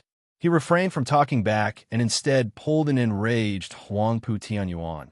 Estate Lord, let's go. Zhua Fan watched them leave with a grin, then turned to the dumbstruck kid, patting his shoulder with a snicker. Sonny, see that? Look how those guys left bleak and despondent before yours truly. Am I cool or what? The child was too shocked to speak. Steward Zhua, please refrain from corrupting my disciple. High Priest finally opened his deep eyes with a casual shrug. Zhua Fan grinned. pinching the kid's cheek again before going in after that peeping fiasco. He was rid of all respect he ever had for High Priest, thinking just a hustler. And since he was a mere peak profound heaven expert, he had lost all interest too, sprawling in his seat and drumming the table. Zhuofan said, "So, why did the High Priest call me over?" Looking at him for a long 15 minutes, Yin Xuanji nodded. "As I suspected, Steward Zhua is a man among men." "Stuff it. If I'd been any more normal, I'd be dead. Now why did you invite me?" Zhuofan slapped the table with a scoff. He shot to his feet, heading for the door. "If you're all out of shticks to convince me, then see ya. And don't try that fate stuff with me. It won't work, nor can I understand it. Do us both a favor and save it."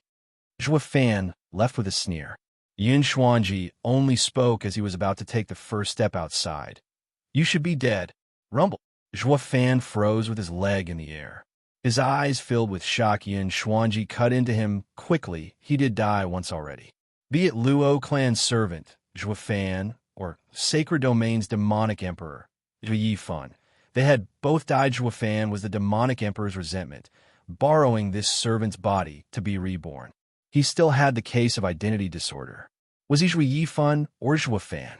Through the use of 9 Serenity's secret records, out of 2 deaths, a life was born. This was his greatest secret. So how did the old coot figure him out in a glance? Creaking his head back, Zhuofan frowned. He now noticed the abyss in the old man's eyes, hiding a faint flicker of light, like the night's furthest star. Are the rumors true? Yin Clan's clan heads have eyes that can pierce one's fate? This is out of this world. Not even Sacred Domain's emperors can train in such a mystical art.